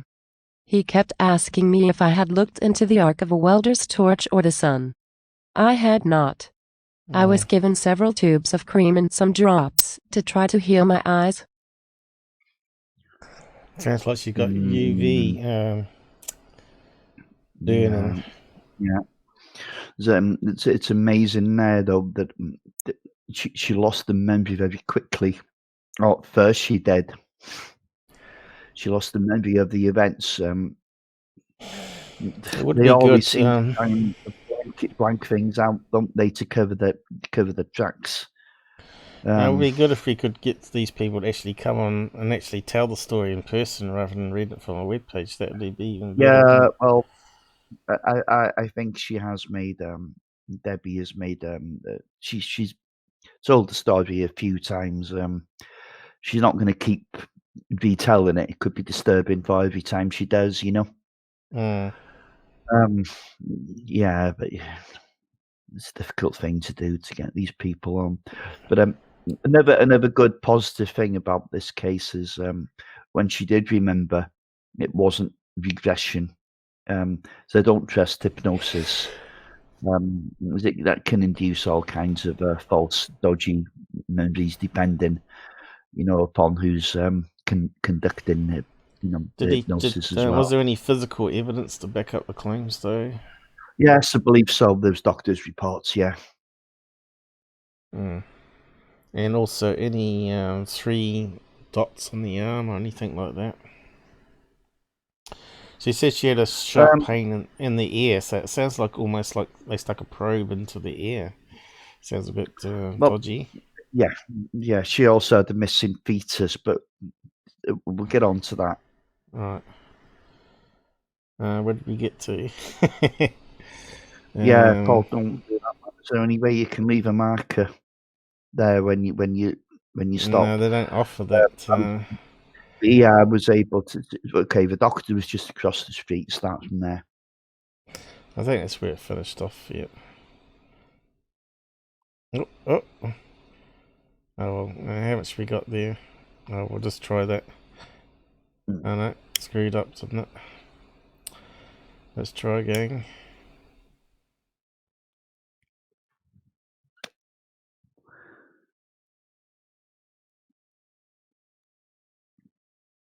If it's going to go wrong, it's going to go wrong. It's one of those days. This doctor was just across the street and agreed to work me in and see me that morning. He was stunned at the extent of my injury. He kept asking me if I had looked into the arc of a welder's torch or the sun. I had not. I was given several tubes of cream and some drops to try to heal my eyes. It took several weeks for them to fully recover, and to this day, my eyes are very sensitive to light. And my vision is very far-sighted. Sometimes my eyes will still suddenly burn and turn red, for no apparent reason. Fortunately, this only lasts for a few minutes. For whatever unknown reasons, no one in the house even looked out back for the rest of the week. Come the weekend, 4th of July weekend, the rest of my family was all over to swim and have a cookout. My nephew was the first one to notice the mark in the yard. It was an 8-foot circle with a 20-foot swath coming off it. The swath ended in a perfect arch and was exactly 2 feet wide. All the grass in this mark was brownish-gray and wilted. The dirt was gray and hard. There could have deep cracks around the edge of the circle. I dropped a 12-inch ruler down one crack and we never did find it. The first thing my mother said when she saw that mark was, "Oh, that's where our UFO landed." I just looked at her like she was nuts and I thought to myself, what is wrong with her? Suddenly, as I looked at this mark, I began to panic. I could feel my pulse race, the sweat beading on my brow. I started feeling faint. And I started remembering. Without hypnosis. The aftermath of this day was a nightmare for several years. I was shell-shocked. I sat up at night, watching over my children and waiting for something. But I didn't remember what it was I was waiting for. I got sick and stayed sick for over a year. I developed life-threatening allergies, rashes, fevers, swollen glands, diarrhea, bleeding gums, and my hair started falling out. My fingernails started growing thin, peeled, and had horizontal ridges in them. I developed irregular heartbeats, packs. I started having panic Sounds attacks. like poison. Almost daily for a long time. And the dog that was out there with me that night? She had to be put to sleep about 2.5 months later. All her hair fell out from the head down. She developed black, oozing sores all over her back. Her eyes got milky white, and she was obviously going deaf. Her teeth all fell out and her gums bled, as well. God almighty. Sounds like radiation sickness. There's exactly. And also, the only question I have at this point is this UFO type thing, whatever it was, the egg-shaped thing that these beings disappeared into and where these orbs disappeared into. You know, if that was there over such a long period of time, why isn't there any photographic evidence?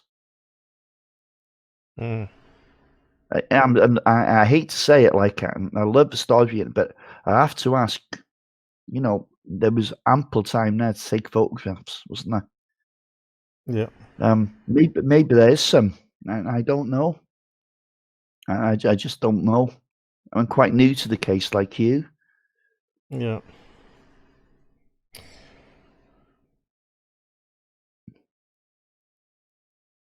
Yeah, The they're poor all old dog interesting. didn't fare too well either. Yeah, you'd think there'd be some pictures of the dog and stuff just to prove the story, you know. Yeah. And also there'd be vet records, so you could back it all up, right? And then do an autopsy and find out if it was radiation sickness or poisoning of some kind. Maybe they. Well, you don't want to do an autopsy on someone who's alive, do you, Paul? Yeah. You mean the dog? Well, Yes. who would pay for an autopsy on a dog? You know, you wouldn't think like that at the time, would you? I know it's a lot of money of the vets. It's not just that. You'd have to have someone to trust to come out with the right conclusions. When we took her to the vet, he was shocked to see how quickly she had deteriorated. She was not that old, about 6 or 7 years, and the way she looked you would have thought she was 20 years old.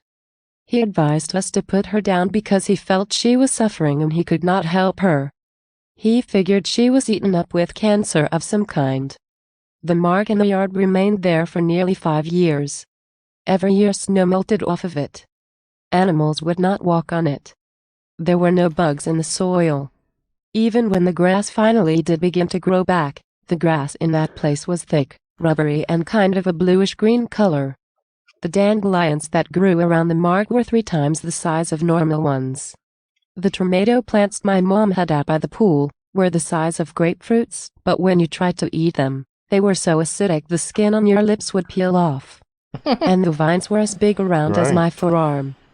The leaves on a patch of trees behind the mark withered, turned brown, and fell off. The power line above the mark shorted out and blew a transformer, melted the wiring, and blew out the tubes on the Huthkett ham radios in the basement of the house, which was right next to the place in the yard. Eventually, there were a couple of neighbors who came forward to say they had experienced strange things in their home the very night I had the experience, and one neighbor behind us who witnessed hundreds of basketball-sized balls of white light floating through the woods around the night I had my experience. Bud Hopkins spent a Weird. ton of his own money doing a very thorough investigation of that night. I sold my washer and dryer to get a ticket Shame to there's New no York. video of it. I was subjected to an array of medical and psychological tests and even passed a voice stress lie detector test. Bud eventually wrote a book about my experiences and my family, titled Intruders: The Incredible There you go. Visitations at Copley There's Woods. Intruders for you. In 1992, CBS did a mini-series of the same name, with some excerpts from the book as scenes, starring Mayor Winningham as me. And later still, in 1993, my sister Kathy Mitchell and I wrote a follow-up book titled Abducted. The story of the intruders continues. Yeah. I think whenever you mention Okay. abduction, your ads get limited. It's one of the banned words, I think. Yeah. Well, before you play any more now, so okay, so I'll Bud leave it Hopkins has highlighted so gone we know where involved. we are. Yeah, Yeah. good idea, Paul. Yeah. Good idea. That actually you should do that all the time. Maybe, yeah. Mhm. But we never had a problem with it reading before like that. But anyway. Yeah. So now Bud Hopkins is involved. There's a book involved. There's a follow-up book. So at this stage, there's money involved, and I think that the story is still a genuine one. It starts casting doubt on things straight away because I mean with Bert Hopkins and that stuff with the Linda Corteil case, is it Brooklyn Bridge where all those cars apparently stalled and they seen an abduction actually taking place of her being floated out of a bedroom window of the apartment. And now it seems that Linda Corteil was very economical when it came to the truth, or she avoided it altogether. Bud Hopkins still went along with her story, and he published a book from her experience as well. And I think, according to Bud Hopkinson's wife, who turned on him in a big way and basically said he was a charlatan, and there was no science or anything involved in his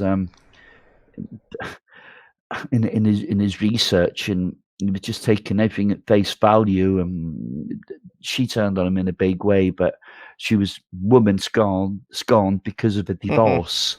So, can we take her too seriously? I don't know. But it muddies the waters and it leaves you scratching your head as to what's true and what's not again. Yeah, well, I always remember that Jonathan Reed story about the triangle craft in the woods. And that was a made-up story. It wasn't even his real name, apparently. Yeah, about the alien that he took back home, put it in the freezer, and it was still alive or something. It's all made-up story. Well, I never got around to debunking that one and actually telling it, but someone actually did a good research job on it. There was a web page, I'm not sure if it's still around. That's why it's good reason to document stuff like that. At least put it into a video, because a lot of stuff disappears off the web because people can't afford the hosting or whatever. But yeah, it does sound a wee bit similar to the Jonathan Reed story, doesn't it? In a sense. Well, KSP crafter, you're saying why this computer? Yeah, I'll tell you what, I hate the damn thing. I mean, it's not bad on this kind of format, this kind of text, but when it comes to acronyms and dates, it just makes a complete holics. I think they fixed it now. They've gone backwards again. It's like they're undone. I don't know. So much for artificial intelligence, eh? Not up to much, is it? And this is premium, paid up for one. Yeah, there's always problems with technology. Garbage. It's always updating, and they're trying to make it better. But yeah, I don't really have any problem with it. We can get around the little quirks and the sayings. Because there's all something to chuckle over anyway. Especially the Muffin Man. Here comes the God. Muffin Man. Okay, so just a wee bit left, bollocks foot. Yeah.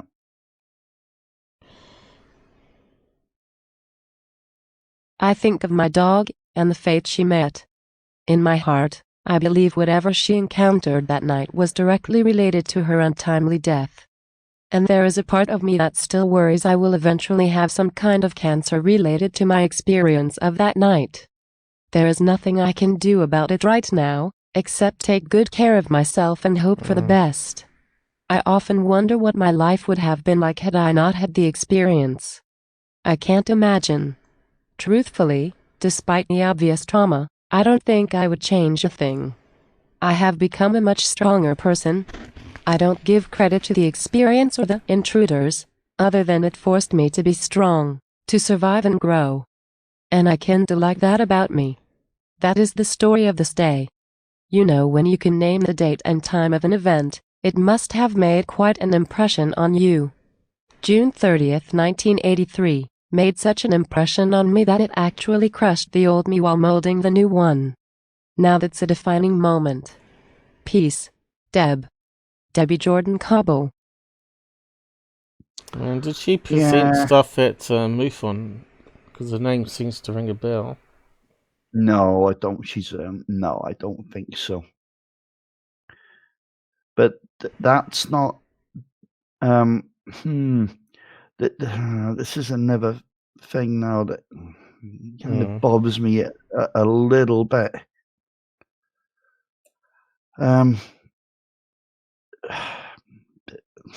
The Stodgies left something out quite significant here. She's a missing fetus. Yeah. She was apparently found to be pregnant, and yeah, there was doctor report on that, was there? Disappeared. Now, I'm not sure that was just added on by Bud Hopkins in the book. It's troubling. It's disturbing for the case.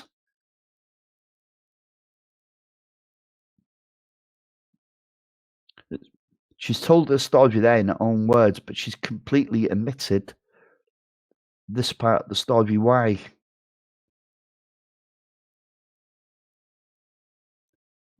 Was it because Bud Hopkins added it on?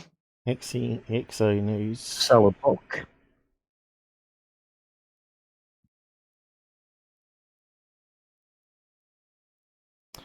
Yeah, it could be. You know, embellishment is a problem. Yeah. I think a lot of people see UFOs and then they start seeing UFOs everywhere. And it's a bit like Close Encounters, where he keeps building that spud thing. It's got nothing to do with that. It's got nothing to do with that. Well, memory recall would be part of it, right? That could. Yeah.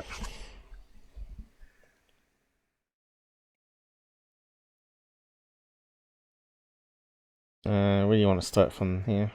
Yeah. There's quite a lot there. Okay. Yeah, that'll do for now, Paul. Thanks.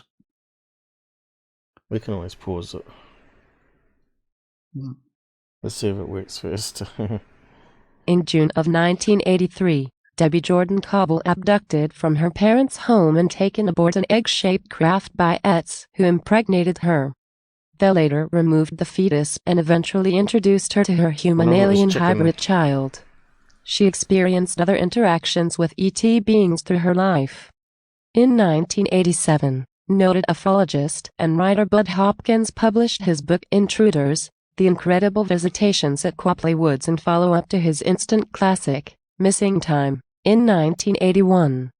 In 1992, Intruders was adapted for a CBS television miniseries starring Richard Crenna as a psychologist investigating abductions, including that of Jordan Cobble, based on both Hopkins and the Harvard psychiatrist, John Mack, as Hopkins didn't perform the abductee's hypnosis himself. Tracy Torm, staff writer for the TV show Star Trek The Next Generation and son of legendary singer Mel Torm, was tapped to write the Intruders miniseries. Tom recalls that alien abduction movies were a hard sell in the late 1980 seconds, early 1990 seconds because abductions hadn't yet entered the cultural zeitgeist. Tom says that he closely observed Hopkins in his UFO abduction research. What Hopkins was uncovering, said Tom, were these clear patterns in abductions. Pattern, after pattern, after pattern. The more Tom worked with Hopkins, the more he became personally convinced of the reality of these abductions. I'd just met too many people who were very sincere and who did not want their names in the newspaper, who did not want to be a part of UFO phenomena. They were victims in a lot of ways. They were damaged people. Damaged by the experience. Intruders, I remember that now. There was a YouTube full movie of it, wasn't there? We shared it last year amongst ourselves and said, have a watch of this. Interesting. Remember that one? Yeah. But this the book anyway was all based on Debbie Jordan Cabell's experience abduction. But did you notice there was a difference in the storyline? Might That still was be on actually YouTube, actually. Yeah, she was actually taken aboard this. She was actually taken aboard this egg-shaped UFO, impregnated there, and later the fetus went missing, and she was then later introduced to a child. So I don't know. That's a big difference from the original story. I don't know why you're looking at TV shows, Paul. It's totally off subject. They talked about it, didn't they? You reckon it's not There the could same? be 100 things under that name. I'm pretty sure there was an old movie, though. Remember that it was on YouTube? Pretty sure it was called Intruders. I'd have to recheck. There's a 2011 one. Was it the 2011 one? Intruders movie. John Mack. I think that was quite good, if I remember right. Do you remember that? True story about abductions.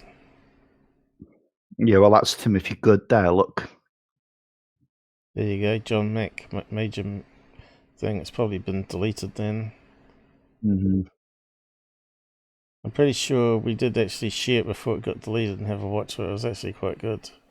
Although it was actually like they had a shimmering on it to get around the copyright. But it was watchable.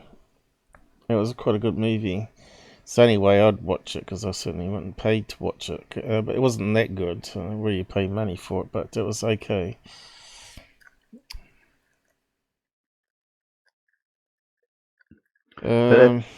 John Mack, and like Bert Hopkins, was highly qualified as a psychologist. I think he specialised in child psychology. Yeah, I think John Mack was more the trustable of all the head shrinks anyway. Well, of all the people who've covered abduction, he's the most trustable because the others generally are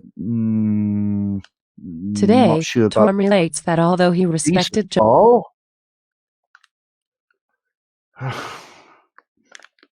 Yeah, maybe I can finish what I'm saying.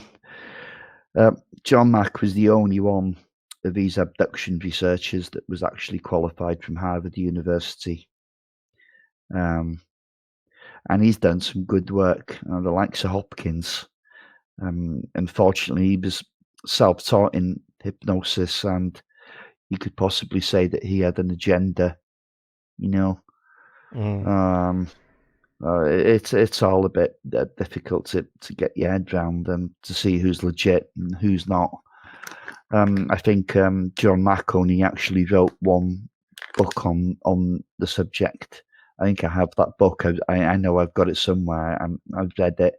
But John Mack also said that most abduction experiences were positive. I'm not so sure about that. and he said that it was the outside, whatever intelligence it was, they weren't material beings. It was an intelligence, but they weren't material flesh and blood creatures. He couldn't believe that. He couldn't get his head around that. So he chose not to believe that part of it. But he said they were here for the good of mankind. And when you got the likes of David Jacobs saying completely opposite. Yeah, they were opposing. I did an episode on them.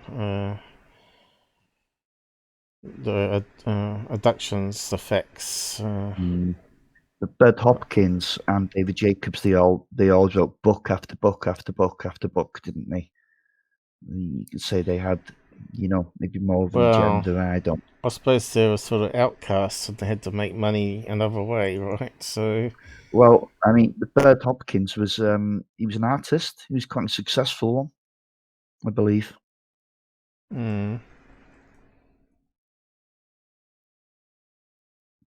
Charles, maybe because she wanted to block it out. Yeah, that's quite possible.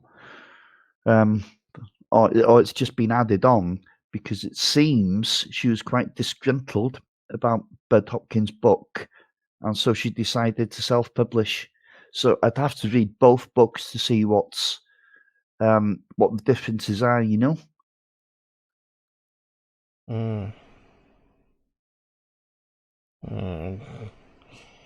We've done so much on abductions now. It's a lot of episodes. No, I don't know what you're looking for there, but it's going to be looking for a needle in a haystack. I was looking for my original documentary on abductions, which talked about John Mack and Jacobs and how they're opposing. But I can't remember what it looks like. Abduction. The thumbnail, that is. Are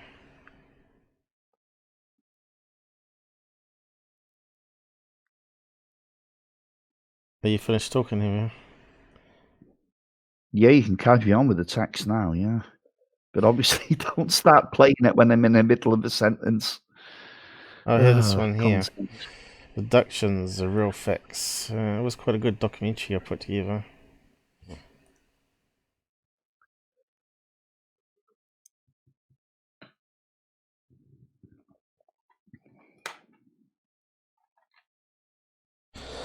There's some real science to it. There's a certain amount of stuff they've collected from all cases that real cases have a certain signature to it. So they made up a survey or questions, and they gave it to a group of people to pretend they had been abducted, and people that were like a control group, which is normal average students from a university they picked, and then the actual group of people randomly chosen from abductions to do the questionnaire, and they saw the ones that actually had real experiences were in the stats grouping. All three groups ended up in their own group, and they could tell whether someone was actually imagined they had been abducted versus actually had been abducted, because they had certain things like smells, something they saw. There's certain questions on that questionnaire that they haven't made public because people would use it to fake stuff, right? But yeah, it's quite. But anyway, it's in the little documentary I put together there, summed up for you. There's two types of abductee in my book. There's one, those who recall their memories naturally, and there's the others who recall through regression.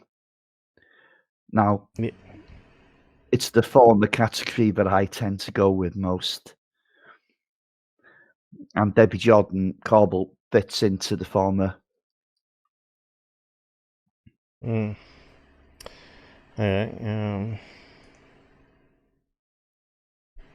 Did you want to go back to the article on Paul? Yeah, it's going slow for some reason. I did click on it. If it carries Today, on. Torm relates that although he respected John Mack, he did not share his perspective on the abduction phenomenon. He, Mack, believed that this is all being done for the benefit of mankind, and they, ETs, are kind of our saviors and our brothers. And that they're here to help us and save us from destruction and all that. I just didn't see it. I do not believe that they are intentionally hostile, Space but they seem to be Bros. lacking in emotions, and they don't treat human beings with the respect that they deserve. The Intruders CBS miniseries was generally well received, remained significant for its thoughtful and sympathetic treatment of the abduction phenomenon, intrusive examinations, alien impregnation, hybrid children, screen memories, and hypnotic regression. Says Torm, I really believe this project was part of the process of people becoming aware of how these things, abductions, allegedly work. It may have prompted the popularity of succeeding shows such as The X-Files in 1992 and others. By the end of the 1990s, the gray alien had become a staple in ufology. The way that the image of the grays has since become known in society is incredible. Mr. Pinky. They've seeped into all aspects of society, and they're now part of Americana. The image is now worldwide. Okay, where we get to? Yeah, I mean, yeah, this is in and out of the Copley story, isn't it? But yeah. So let's have a look at this.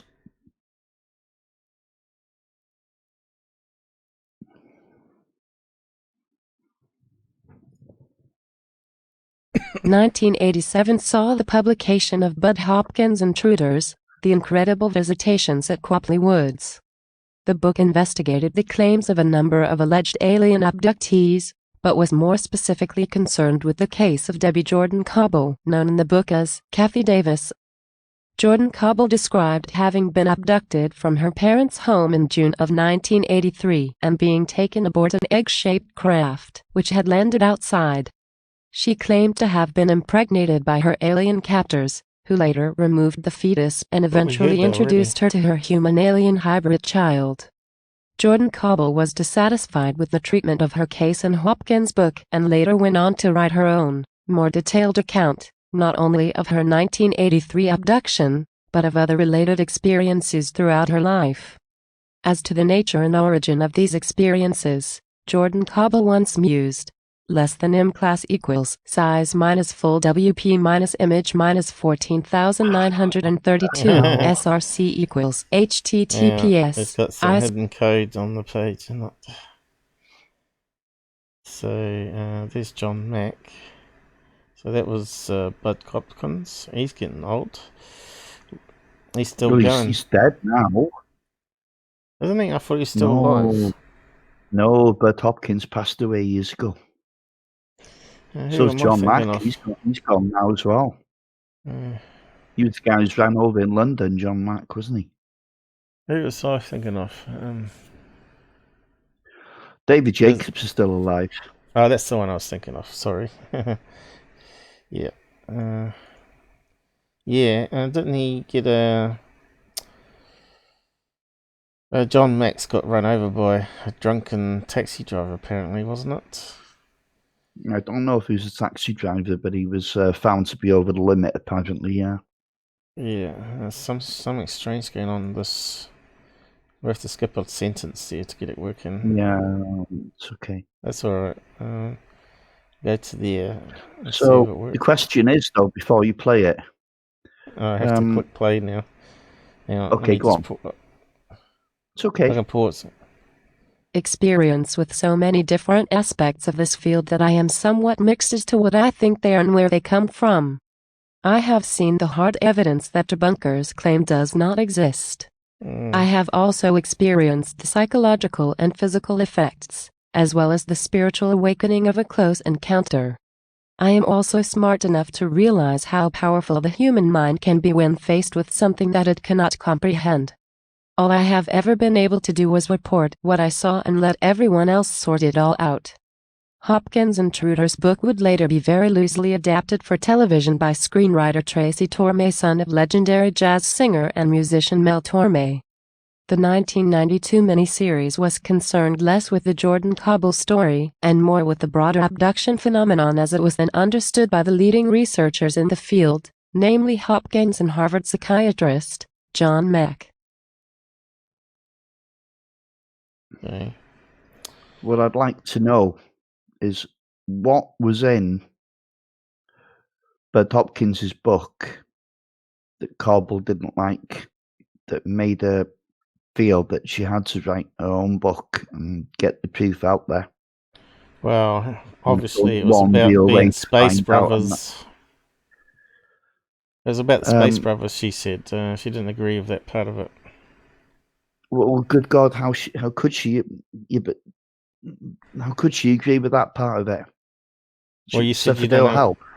That's why she did her Felt own alive. thing. That's what I'm saying. Yep. That's, Yeah. Well, yeah, but we don't know that Bud Hopkins did say that, do we? John Mack is what I'm talking about. No, John Mack never covered this case. He never wrote a book on this case, Paul. You're not following. John Mack, she didn't agree with John Mack's that they're space brothers, but No, doesn't matter. So she did her own thing. Crenna investigates the abductions of two seemingly unconnected women from different American states and, in the process, immerses himself in broader research into the UFO phenomenon. Eventually, he and a local ufologist start a therapy group where abductees can collectively attempt to make sense of their traumatic experiences. Richard Crenna's psychiatrist character was modeled on both Hopkins and Mack. Crenna wears an oversized woolen fisherman's sweater throughout, clearly inspired by Hopkins' trademark garment. The actor drew greater influence from Mack, spending time with the Harvard psychiatrist in order to study his mannerisms.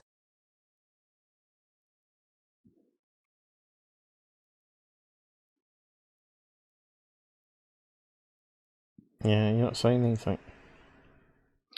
No. I interviewed Torme a few years back. He explained his writing process for Intruders and the cultural climate in which it was written. Torme had been attempting to get an abduction movie off the ground long before Intruders. I optioned Bud Hopkins' first book, Missing Time, and spent 3 long years trying to get it launched in Hollywood, the screenwriter told me of his initial effort.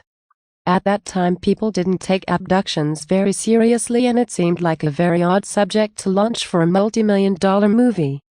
This was in the early to mid-1980s. Money, money. Yeah. But that's problem happening because of the pictures. Oh, we're going to try it.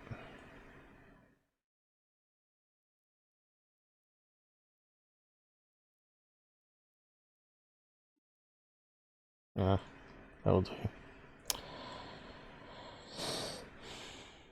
Torme emphasized to me that abduction movies were a hard sell in the late 1980 seconds, early 1990 seconds. 1990s. Less than M class equals a leak right size minus medium WP yeah. minus. There's some hidden code there. I thought it was going to go bung on us.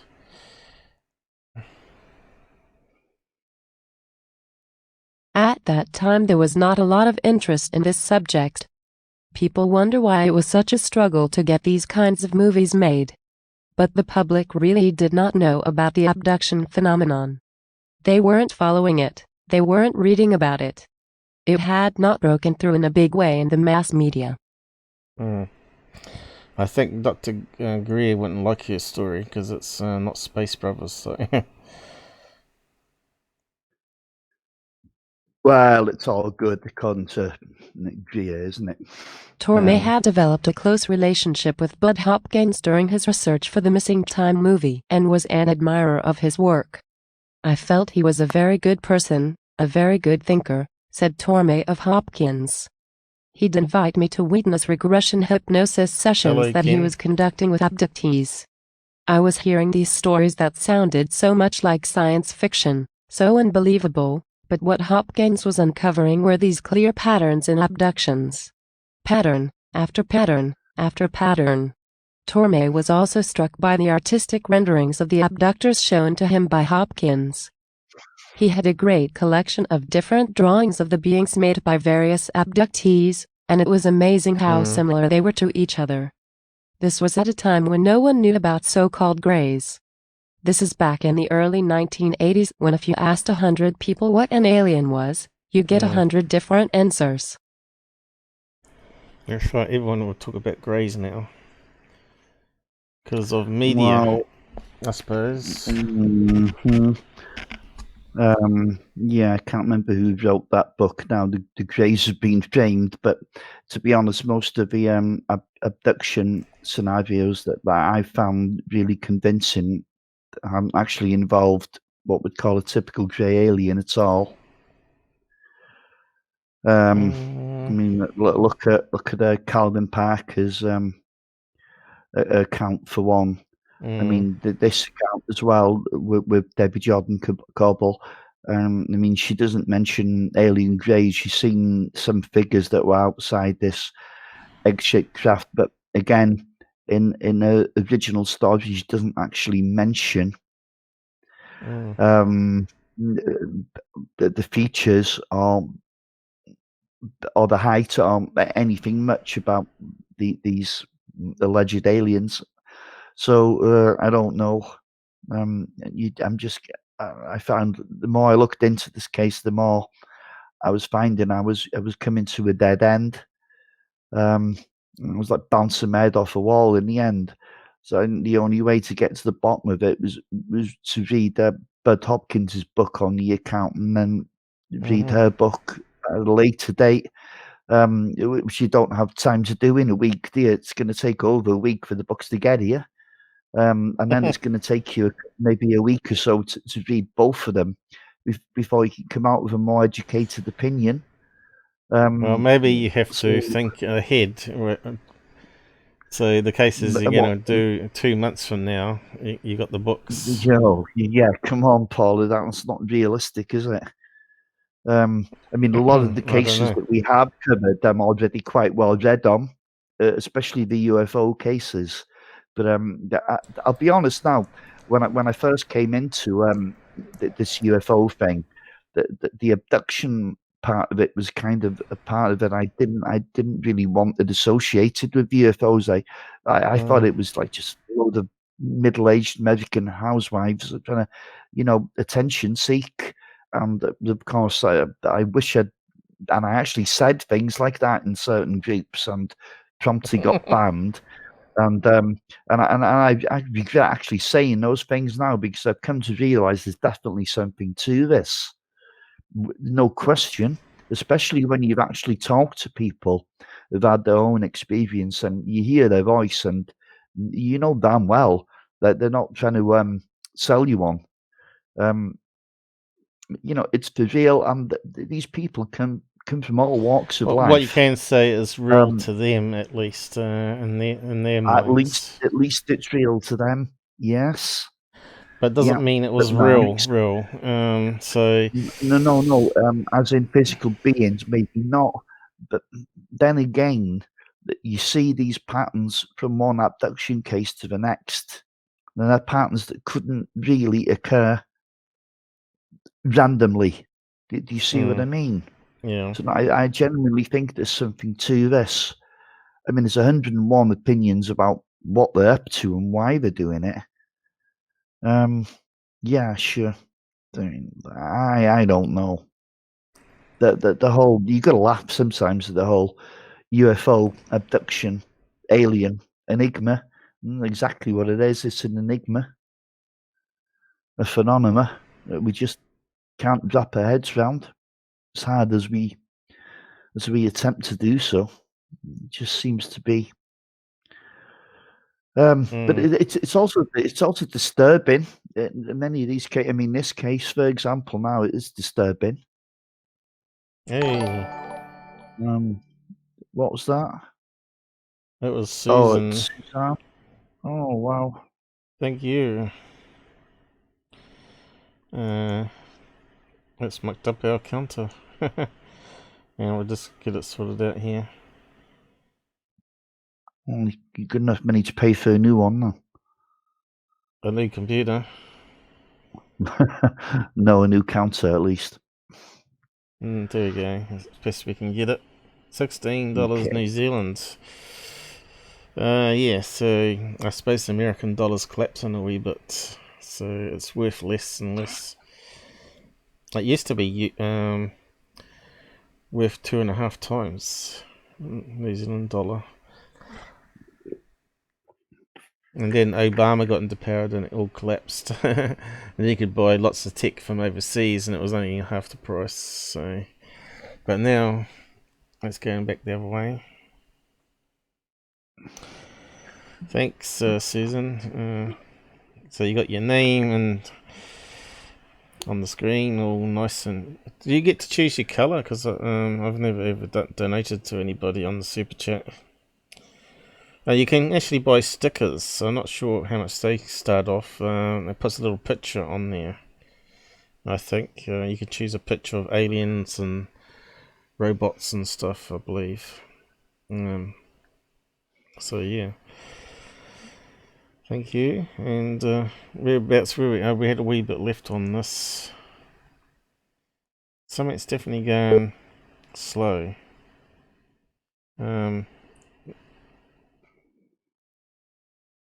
Don't know if there's something on this web page slowing it down. But you heard the little beep noise that normally happens when the CPU's peaking. I might just shut down the side chat and reopen it in a minute. Okay, I just popped to the Toilet again? That's number 3 As or 4, time isn't it? passed, the initially undecided screenwriter became a believer in the reality of the phenomenon. The more of Hopkins' sessions I observed, and the more abductees I met, I became 98% convinced that this stuff was real. I couldn't say 100%, because I hadn't seen anything with my own eyes. But I'd just met too many people who were very sincere and who did not want their names in the newspaper, who did not want to be a part of UFO phenomena. They were victims in a lot of ways. They were damaged people. Damaged by the experience. Damaged goods. They expressed to me how they really didn't like that they were never asked to go along with this, the abduction experience. That this would happen to them if they liked it or not.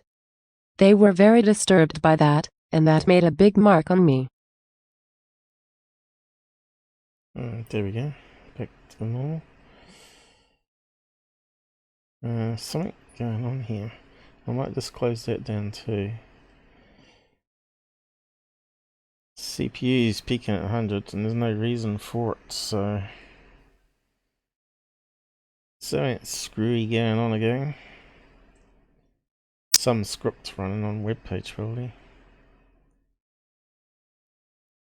I think we're finished with that one, so we're on to the next case when he gets back.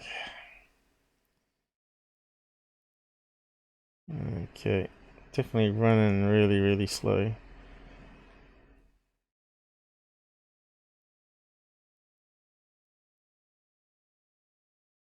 Just close that down there.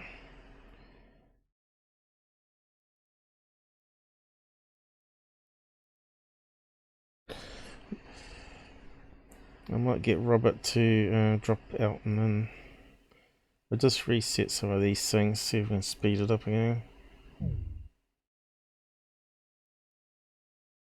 It's really sluggy.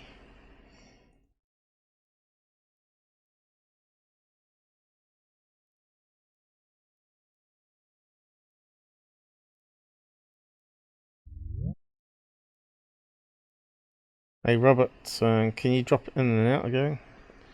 Yeah, shall do. Something screwy going on.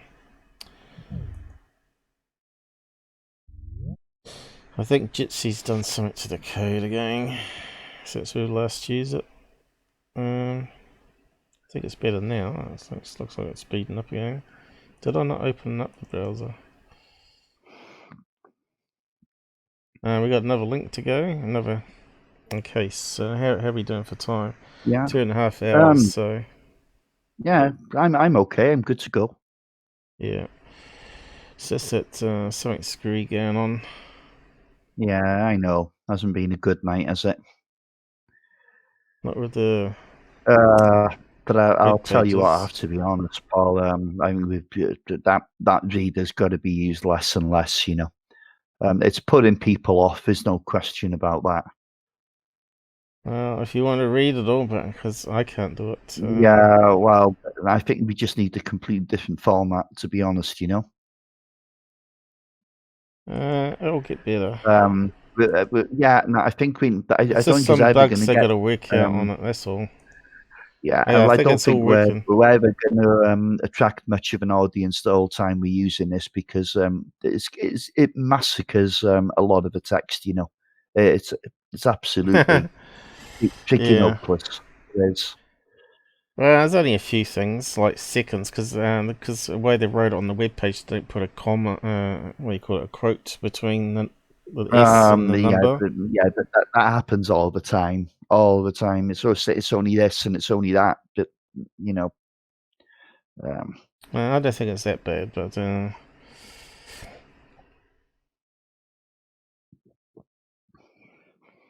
so did we have another case to go? What's the next one? Or did you want to do more on oh, that one still? no. Okay, I'll just final commentary on that case. I believe it to be a genuine case. Something's happened there, and at some stage, Bud Hopkins has got involved, and then profit and money has gone involved. The story may have been embellished. It sounds like there's been a bit of a fallout between Yeah. Hopkins and Kraus, and it's muddied the waters. Yeah. It's unfortunate because once again, maybe a perfectly good case has been spoilt by greedy, fame-hungry UFO researchers, and this happens time and time over again. But of course, who else was going to deal with an abduction case apart from artist, self-trained hypnosis, Bud Hopkins? You know what I mean? The likes of John Mack, who are the genuine, Harvard Pulitzer Prize winner qualifications. People like him don't come along too often. Like people that get involved in ufology, like James E. McDonald, for example, or Joseph Allen Hynek, who were genuine, renowned scientists that came on side of ufology. Those people are few and far between, and this is what lets the UFO subject down, unfortunately. Yeah. And when you're looking at something as esoteric as abductions, let alone anything else, how the hell are you going to get science involved? Yeah. It's a difficult process, but I think we're getting there slowly now. I mean, it was just the other day the Pentagon announced, we're declassifying these 3 UFO videos, blah blah blah, even though they've been in the public domain since December 2017. That at least it's official now, and that's a first. So maybe we're making baby steps towards science taking the subject more damn serious than they have in the past. Anyway, rant over. Seeing as that we've got the CPU back to normal again, so where from now? What's the next case that we're going to look at? I actually closed down Discord too, so I can't look because I thought it was causing a problem, but it wasn't Discord, it was Jitsi causing the problem, and Google's side chat for some reason today.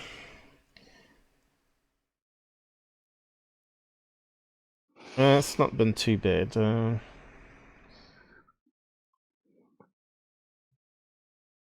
Could be gone worse, of course. Okay, let's see if it clicks open. See how fast that is now? It was taking a minute before. It's definitely improved. Restarting some things. Although I'm pasting here and it's not doing. Okay, Something so let's strange have a look. going We're on going to do that. Oh, it's been one of those nights, hasn't it? Yeah, something strange happening. It's that stage where you need to reboot just in case. But we ain't going to do that. We ain't going to do that. It's all right at the moment. So it's sped up again, you see. Oh, what's that coming up? I thought I clicked the right button then. No, it's come up with a different icon. Okay.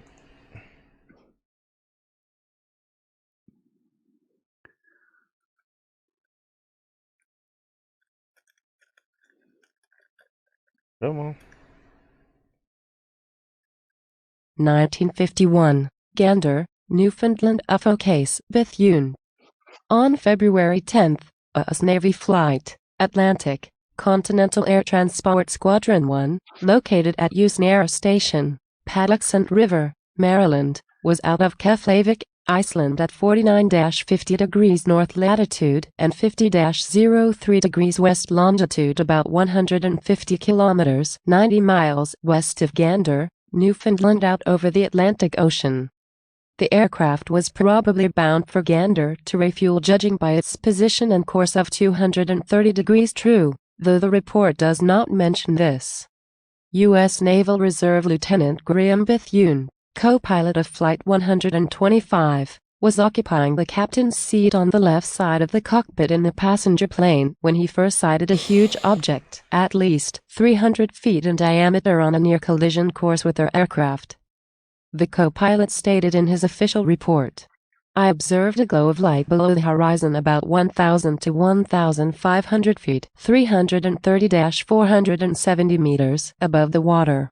We both, the pilot as well, observed its course and motion for about 4 or 5 minutes before calling it to the attention of the other crew members. Suddenly its angle of attack changed. Its altitude and size increased as though its speed was in excess of 1,000 miles, 1,670 kilometers per hour. It closed in so fast that the first feeling was we would collide in midair. At this time, its angle changed and the color changed. It then appeared definitely circular and reddish-orange on its perimeter. It reversed its course and tripled its speed until it was last seen disappearing over the horizon." The co-pilot's report goes on to say that the object came within 5 miles of their aircraft, which was borne out by radar evidence of the encounter because the object had been tracked by Dewline ground radar at the base in Goose Bay, Labrador. 2 radars. Submitted by Don Ledger. Source: Okay. GR+V from Dominique Weinstein. Is that the end? Okay. So you need to scroll down past this. Okay. So if you just go to where you can see that the last couple of sentences there before the actual video, Paul. And I was hoping you could play a little of that if it's possible. Okay. Oh, you know Later, what Google's like. Yeah, well, okay. Can I read that? Damn it! Leave the video alone, please. Can you get that thing off the screen so I can actually read what the hell's being said here? Okay. Later, government scientists, supposedly from the CIA, confidentially showed the pilot secret UFO photos, one portraying a disc-like, the other over the Atlantic. A disc like the one over the Atlantic. That makes sense. In a final interview, the commander was interviewed by air technical intelligence officers at Wright-Patterson Air Force Base, but none of the Navy or Air Force men or the government scientist would answer any questions about the UFOs. So they got a little bit of a grilling then, didn't they, after this? But it's I mean, there's only one way to get a proper feel for it and actually play some of this. It's only short, and if you avoid the first 5 seconds or so, you'll actually avoid any music in the background as well. So I don't know if you want to put your guard on it. Is that from a TV series, though? You know what it's like. I don't think it was, but I'm not sure. Okay, let me just see.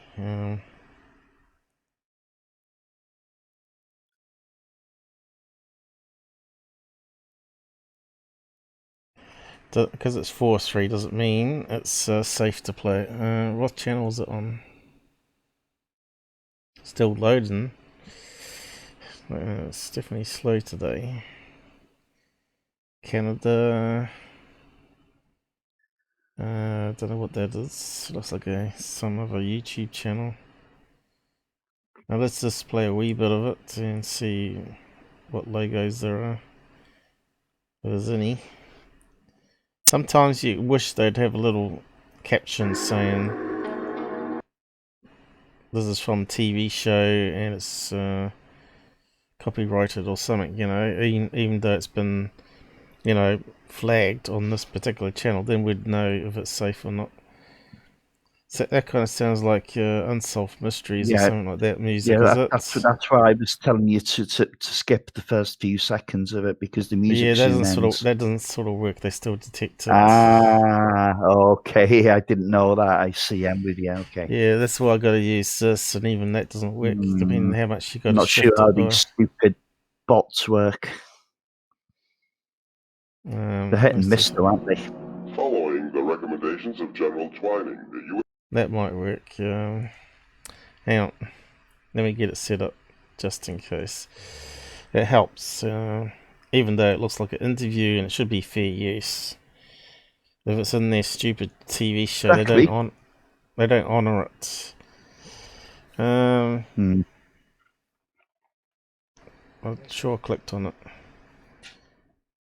Yeah, let's try.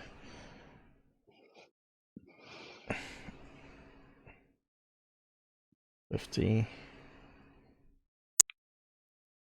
Yeah, okay, that might work. Where is it? Fair use. You can see it's a lot bigger, less faded than last time, so we might be alright.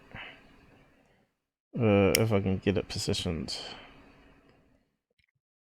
Fair use to face so we can use it. U.S. Air Force started its official UFO investigation project to collect and analyze as much additional information as possible about these mysterious craft, their characteristics and performance.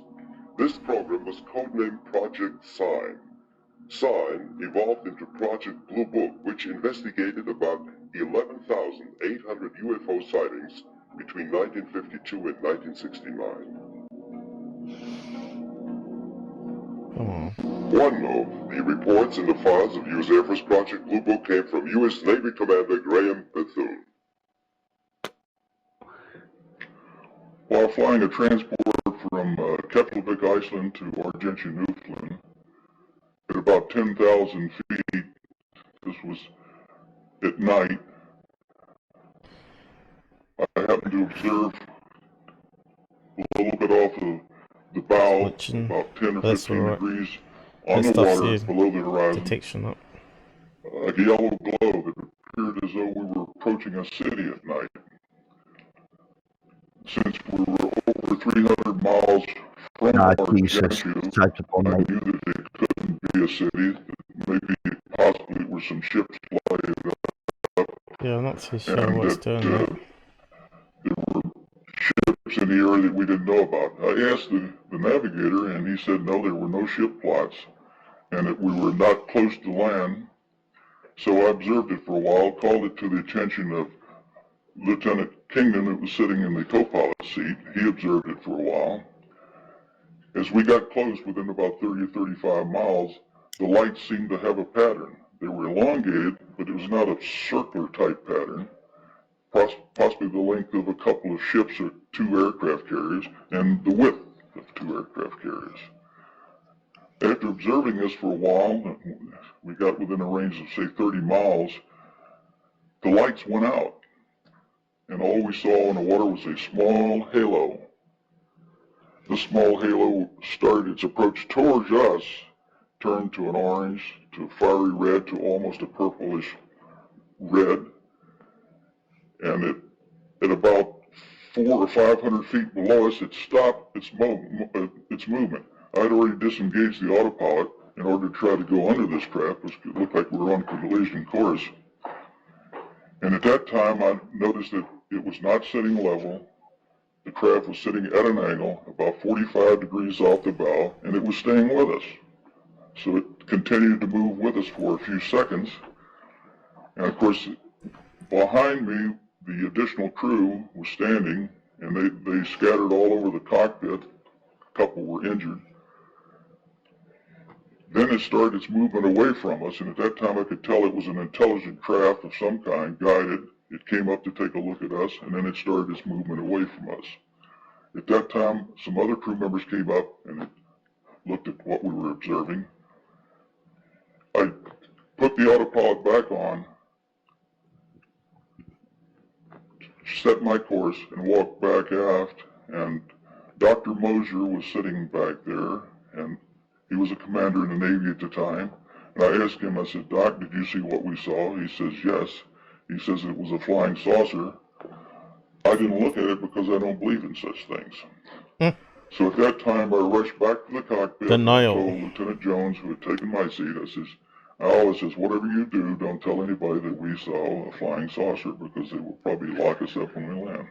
So he said, "Well, it's too late," that I had called Gander Control to see if they had anything on the radar. So at that time, we knew that they knew that we had sighted something. Okay, got there. Yeah. Okay. Well, we heard So most of it, okay. Yeah, not too bad. Well, the size of two aircraft carriers, that's one big flaming thing flying round in, when was this? 1951? 1952? 1951? It shouldn't have really been there, should it? Yeah, it's pretty old. Not sure we had a hangar that big to put it in, to be honest. So it came within 5 miles of the aircraft. They were debriefed when they got in. Sounds like a legitimate case, this, you know, with a first-hand witness, the co-pilot, the buffoon. That's very similar to that Japanese one, isn't it? Airline pilot. A 5D transporter, it was. A variant of a C-54 transport. Civilian version is known as the Skymaster. Okay.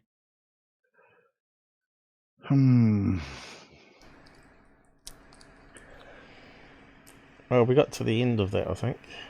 Yep. Yeah, okay.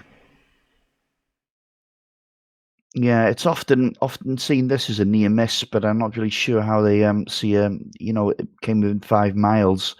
But it was also picked up on the military radar as well, so it was definitely something was in the air, and it was that big, and it just shouldn't have been there.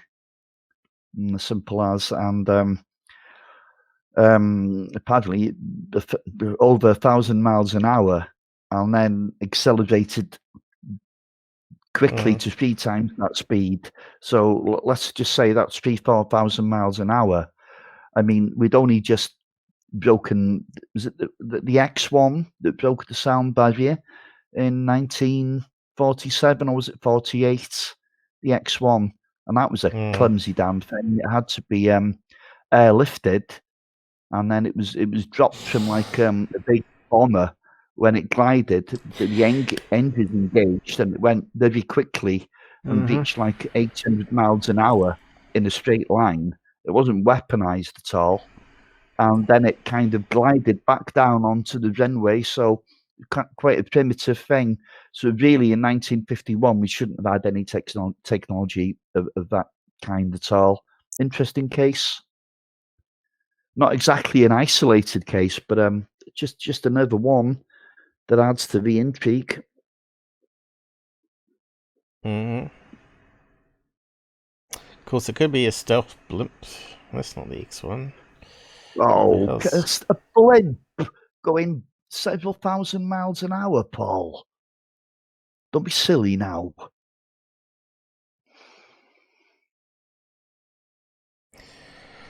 I didn't think I was being silly, but it keeps bringing up a Okay. band called X1. So what else can we say? X1.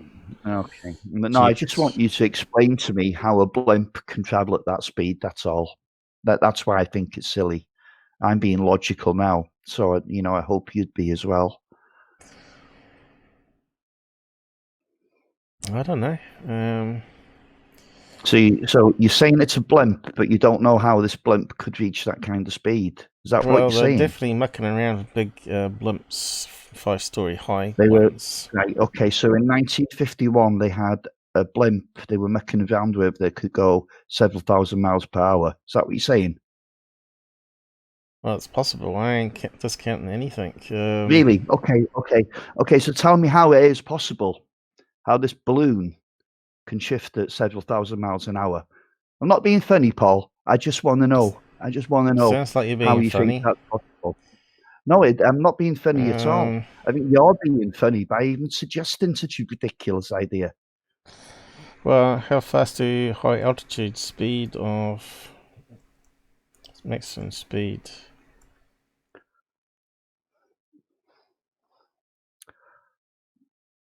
Of high altitude balloons. How fast can they go up? High altitude. Paul, before you go into high altitude, now, I don't know if you're listening to this case at all, okay? It was picked up at between 1,000 and 1,500 feet above the water. So there's your high altitude balloon blown out the water, basically, straight away. Yeah. So anyway, go and have a look.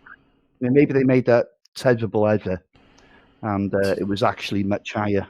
Jesus.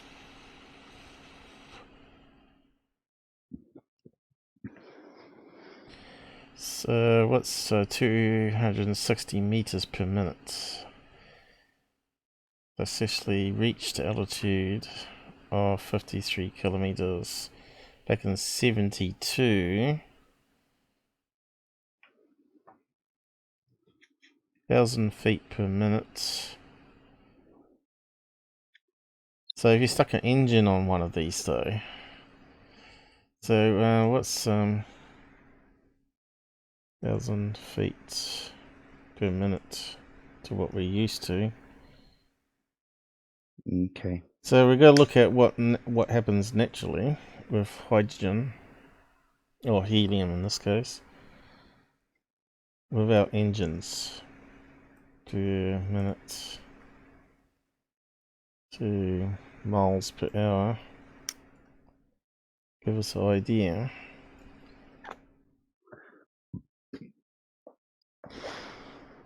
So 11 miles per hour, which is really slow. Yeah. I could have told you that anyway, but thought I'd let you do the math.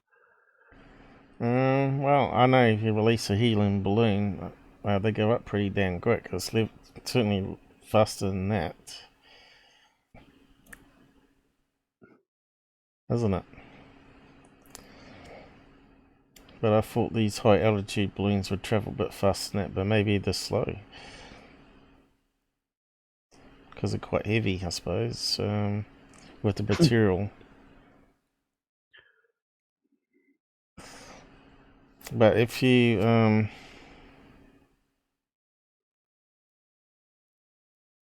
had a blimp stuck on an engine on it, a jet engine on it, I'm pretty sure it could go quite fast. What? Even back in those Over days. 1,000 miles an hour.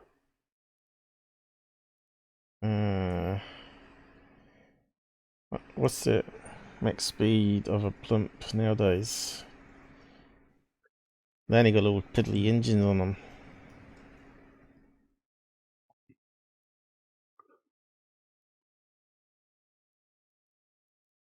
Oh, 115 kilometers per hour. Oopsie. Yeah, well, that's little piddly fan engines on them, right? Yeah, right. So they're going to stick a jet engine, supersonic jet engine on a balloon, are they? I don't know. It's possible for In research. 1951. Hypersonic blimp. You never know what they do.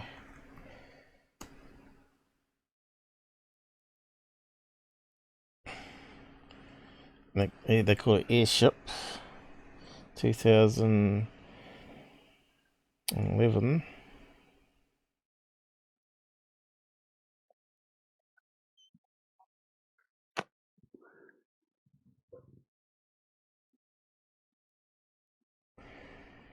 Dark Sky Stations. That sounds menacing, doesn't it? Special Projects Bureau. That even sounds like FBI almost, doesn't it? It's 19 JPL, is it? God, JP Aerospace. There's more intelligence agencies than there are letters in the alphabet. Well, that's what they call them, alphabet agencies, isn't it? What's the speed of it though? I didn't say. Orbital velocity. They got to be mucking around with this sort of stuff though. A Mach 20 not it to says that, here. not to that extent, Paul. I think we can totally rule out the balloon explanation. Mach 20 it says here. Hypersonic hybrid iron rocket semi-rigid airship. There you go. Okay, that's Wherever what they it was had that then. in 1951, I don't know, but they must have been experimenting for many years. This idea for military use, right? High altitude spying. Yeah, it wasn't high altitude. That's the problem, was Paul. It was 1,500 feet above sea level. They're saying plus 20 here. Electrical iron drives. That's what I was talking about. Yeah, that's Plasma. theoretical bullshit. No. This is saying this actually happened. Where does it say theoretical? It doesn't say it was It theoretical. sounds like it to me. No, Well, have you seen it in action?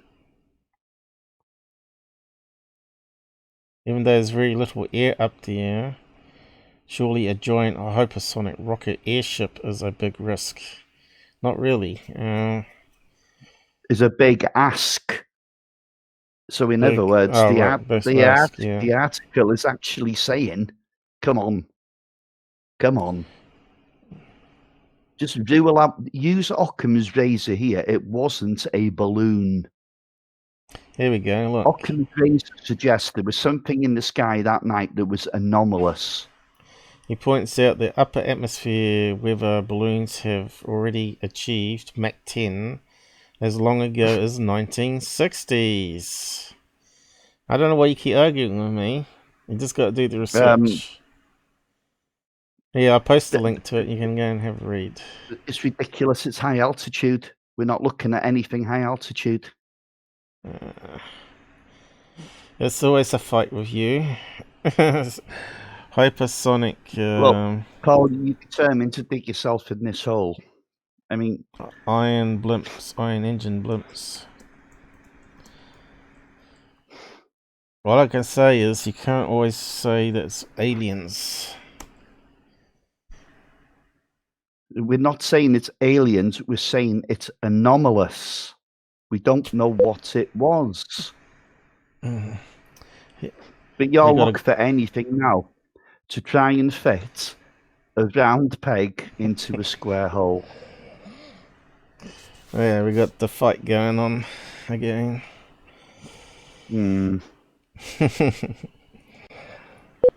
Oh, I didn't mean to push that one.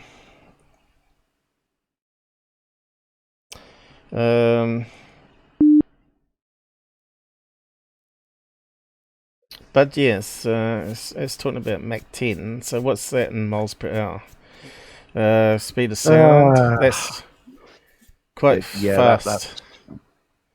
But whatever at lower altitudes, I'm not sure what the speed would be. But it'd be a lot slower, of course, because there's more air resistance, right? That's what they're saying there. But Well, anyway, yeah, see, Mach 10, you're talking that's considerable speed, that. And we certainly didn't have that kind of stuff in 1951. I don't think we have it now, to be quite honest.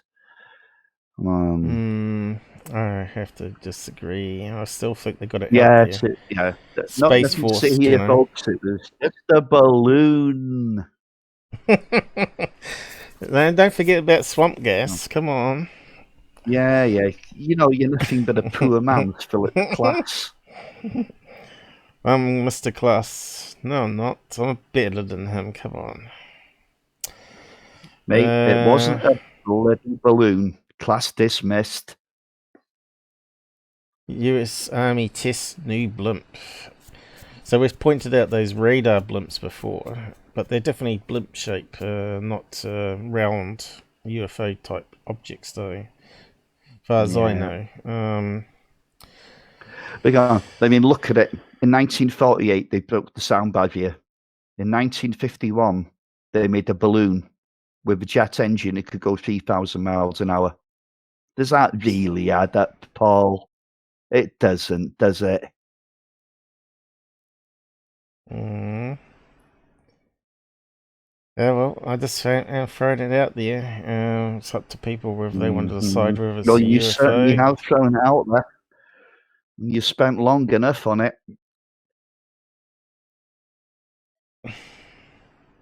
I give up. I give up with you. I give up for you as well. I don't know what to do with this guy. He needs psychiatric help. Well, maybe you do. Come on. Nah. No. So, did you have another link there, or what? I don't know. Did we get to the end of this one? Oh, you got to the end of that one. Looking up balloons for the God knows how long. Well, we got to the end of this article, so you got another link to go, or what? Yeah, I do. Yes. Okay. Here we are.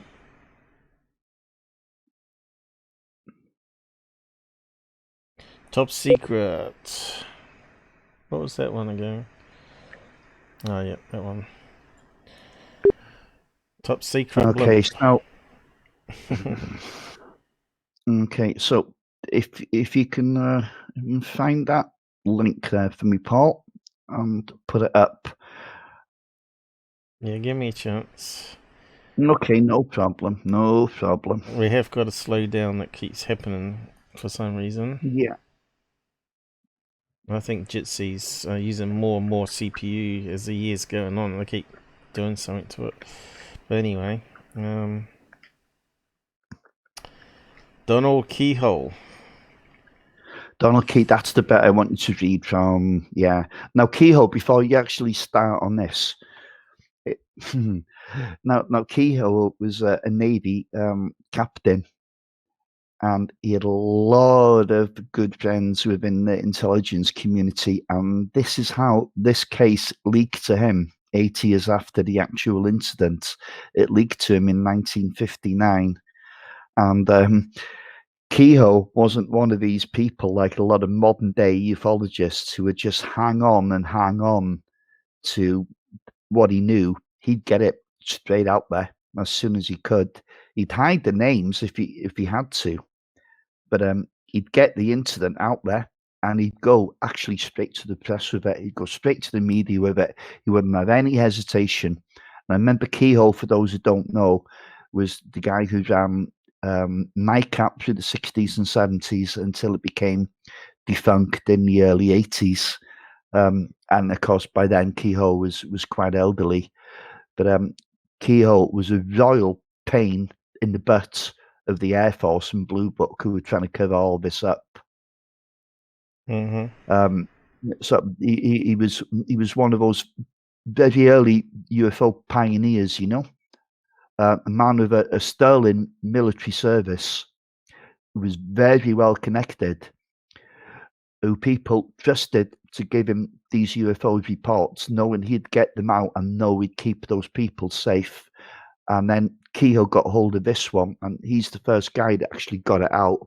So yeah, we can listen to what he has to say here. Right, I might have to go and get something to eat. I think my sugar levels is dropping again. This one here, what part of this do we want to go from? Yes, from Donald Keyhoe. Yeah. I'll just step away and go toilet and stuff. Yeah. You don't want to read out too much, do you? That's fine. I can always comment on it, you know, if you're not back. Alright, see you in a minute. Is it working though? Better check. Come on.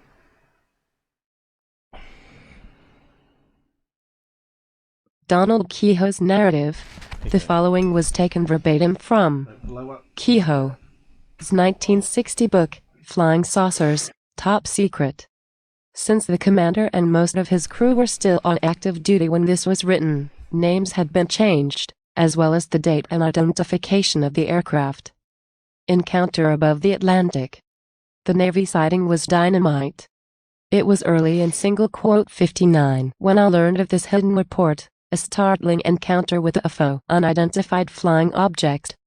The lead came in a brief message from Admiral Delmer S. Farney, former Navy missile chief, whom I had known for years. Captain James Taylor, U.S. Ret. has an important UFO sighting made by a naval pilot and his crew.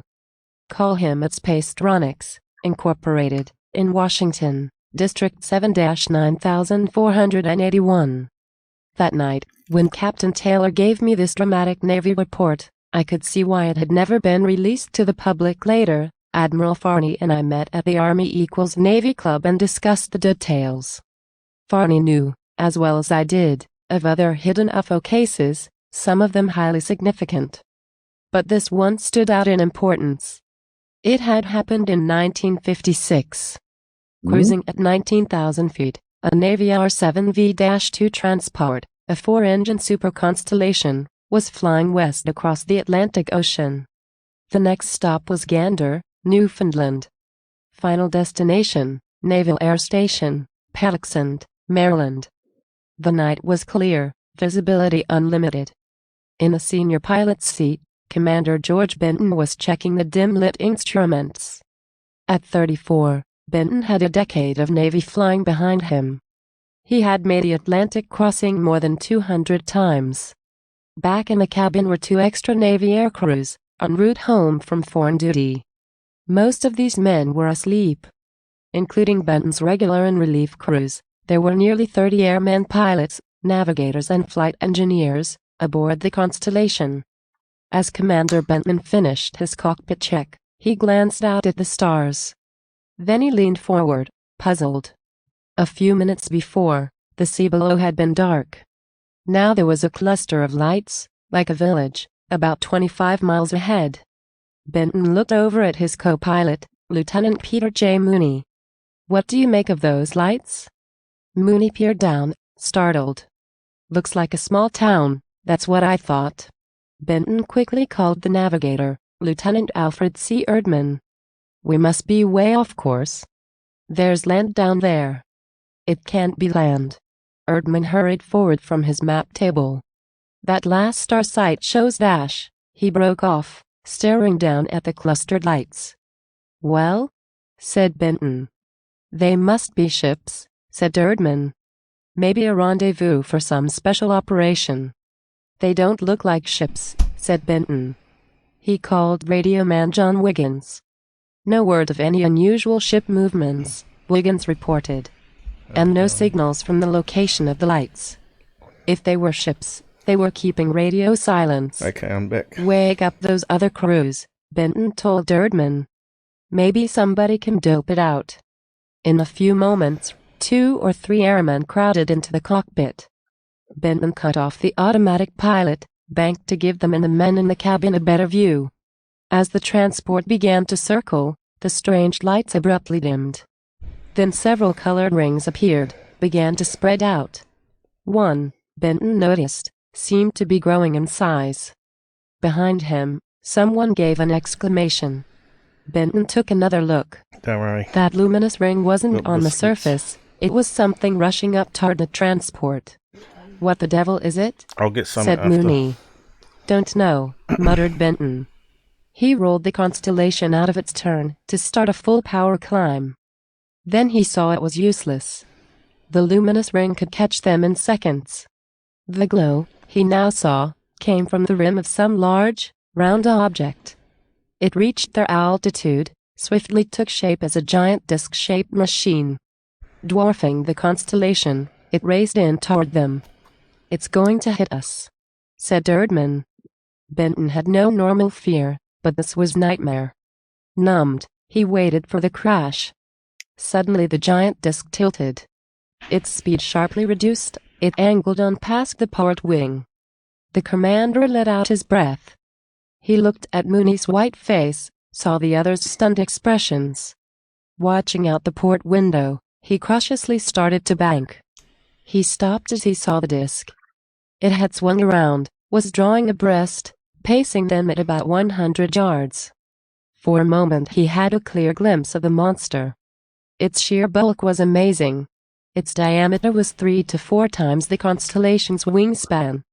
At least 30 feet thick at the center, it was like a gigantic dish inverted on top of another. Seen at this distance, the glow along the rim was blurred and uneven. Whether it was an electrical effect, a series of jet exhausts or light from openings in the rim, Benton could not tell. But the glow was bright enough to show the disk's curving surface, giving a hint of dully reflecting metal. Though Benton saw no signs of life, he had a feeling they were being observed. Fighting an impulse to dive away, he held to a straight course. Gradually, the strange machine pulled ahead. Tilting its massive shape upward, it quickly accelerated and was lost against the stars.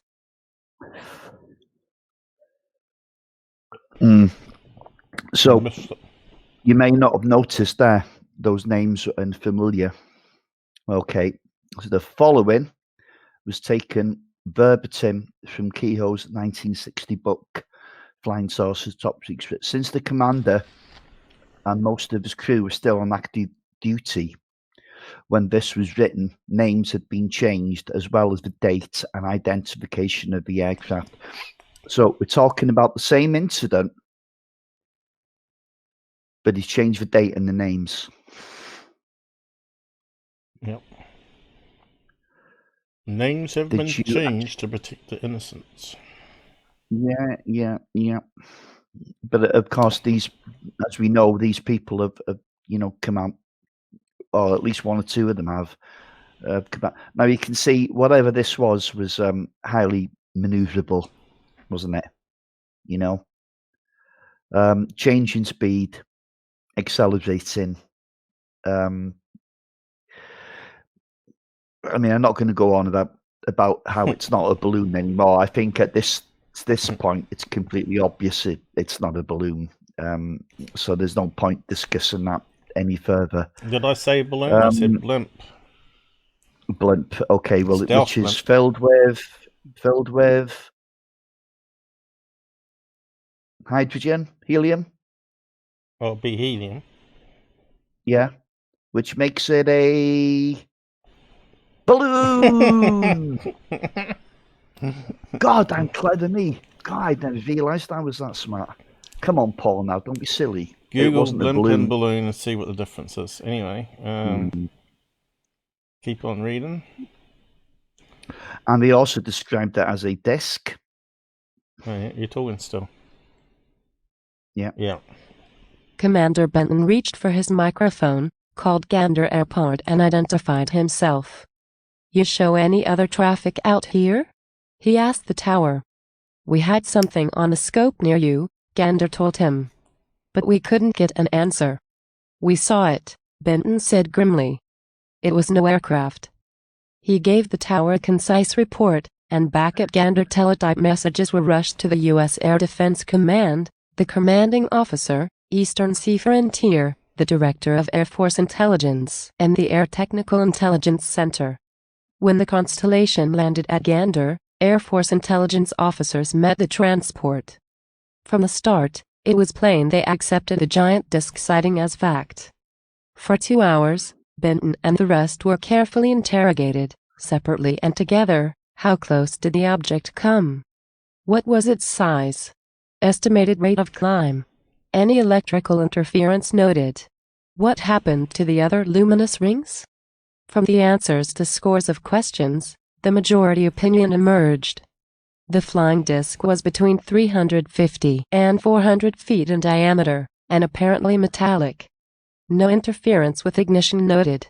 Instruments not observed and radio not operating during this brief period. Time for the giant disc to climb to the transport's altitude, between 5 and 8 seconds, indicated speed between 1,400 and 2,200 knots. The disc had accelerated above this speed on departure. Not all the men in the cabin had seen the luminous rings. Of those who had, most were watching the huge disc approach and did not see the rings disappear. If they, too, were flying discs in a rendezvous as some suggested, they apparently had raced off while the other one was checking on the constellation.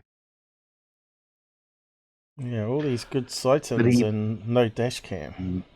Yeah, but even if there was a dash cam, Paul, or an on board camera of some sort back then, we wouldn't be privy to that, would we? Probably not. They're not going to just show us, they're not just going to play that on CNN or ABC or whatever American or BBC in our country or whatever, news outlet there was at the time. They're just not going to do that. They're going to classify it straight away, aren't they? Well, they want to find out where it's from and whether it's Russians and whether they mean to do of course harm. they do that. Yeah, exactly. Hence, it would have been classified. There's something in the airspace, you don't know what it is, and you've got to take into account that it could be enemy. Well, it's got to be documented somewhere in the government, isn't it? If this is real, that actually happened. Well, the report's genuine enough because it's documented. There's no question about that. I mean, there's no doubt that there's no doubt that there's been a FOIA request released, applied even, but of course, what information has come back on it, I'm not really sure. But most of it's going to be redacted and stuff anyway. So, Donald, did you get to the bottom of that? No. Okay. I highlighted a bit ready to go. Okay, good, cool. Still a bit to go, I think. Yeah, we'll just get to the bottom. Seems to have sped up all of a sudden, so something's improved. At one point, an intelligence captain asked Benton if he had seen any indication of life aboard the disc. No, but it was intelligently controlled, that's certain. Benton looked at him closely. That size, it would hardly be remote controlled, would it? I couldn't say, replied the Air Force man. Nor would he tell what the Gander Airport radar had shown about the disc's speed and maneuvers. What's behind all this? Demanded Mooney. Up to now, I believed the Air Force. You people say there aren't any flying saucer dash. Sorry, I can't answer any questions, said the captain. Why not? After a scare like that, we've got a right to know what's going on. The intelligence officer shook his head. I can't answer any questions, he repeated.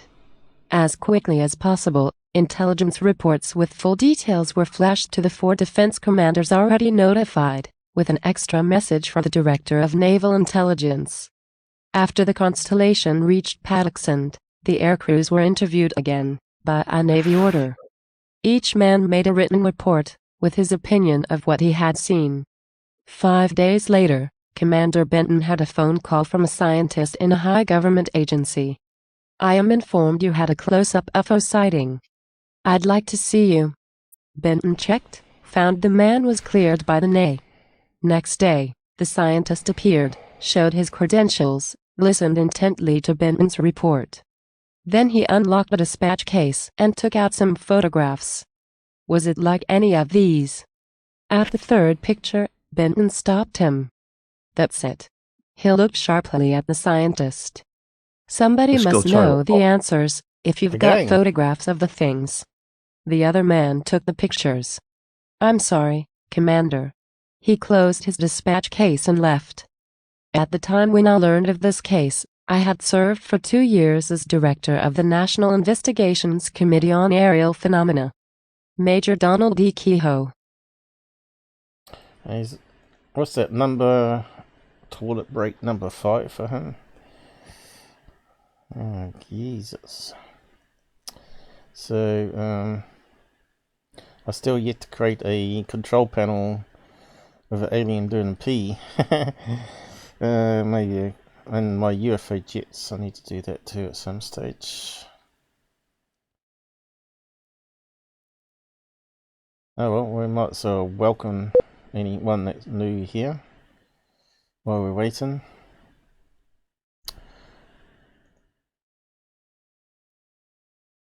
Welcome.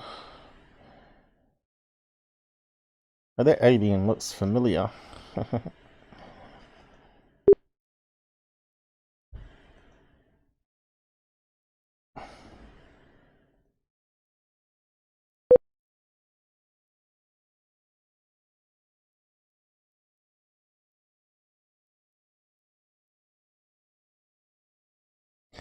So I'm not too sure where he's going after this. Looks like he's coming back.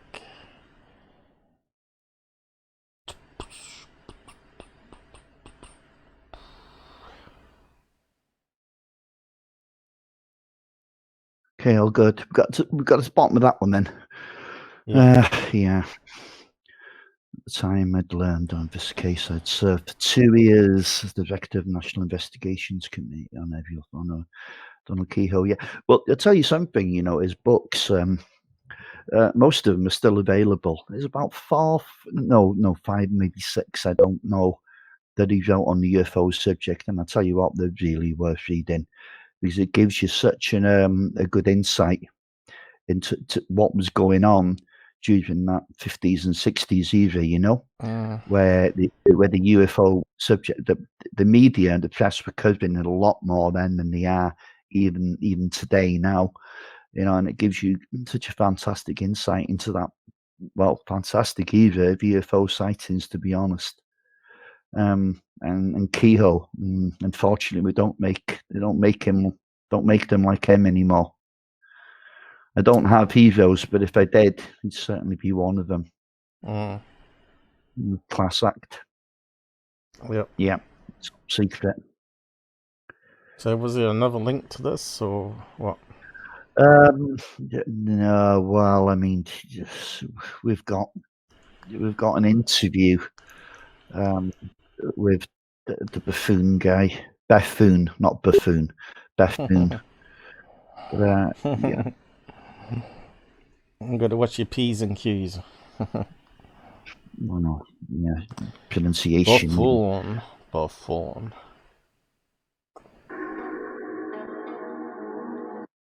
About that sounds like a dodgy yeah, one. exactly. We won't do that. Anything with a lot of background music and is always suspect for TV shows because they've got to have it sensational and dramatized. Yeah. Which is a bit disappointing because really sometimes the music in the background you can't hear what the guy's trying to say. That's what I found frustrating with Cool Bell's movie was the background music over the interviews, and it was frustrating trying to hear what they're trying to say. Do you know what? My dad used to go absolutely ape about that kind of thing. There's no need for that damn music in the background. You know what I mean? And he's quite right as well. You want to hear what that person's saying. You don't need someone to introduce like a haunting, silly X-Files type music playing in the background. You just want to hear the hard evidence. And, you make your mind up from there, don't you? You don't want to be influenced by some silly music, like Corbell having to add to things. And I mean, he managed to do an interview with Bob Lazar and actually include himself talking for 20 minutes of it. I mean, what the hell was he to do with the story anyway? Well, he managed to fit it all in. Had to, didn't he? He's got such a big ego. Speaking of cool bear, I remember this one I put together. Make you laugh. I can't remember what it did now. Promoted the site, I think. Hey UFO peeps, this is Corbell, the greatest UFO Sounds like filmmaker of all time. Hey UFO peeps, this is Corbell, the greatest UFO Looks filmmaker like of him all too. time. Since filming with Bob Lazar, I have had to change my identity to Jimmy L. Dummel. You can call me Dumb for short. I did this super great movie called The Skinwalker.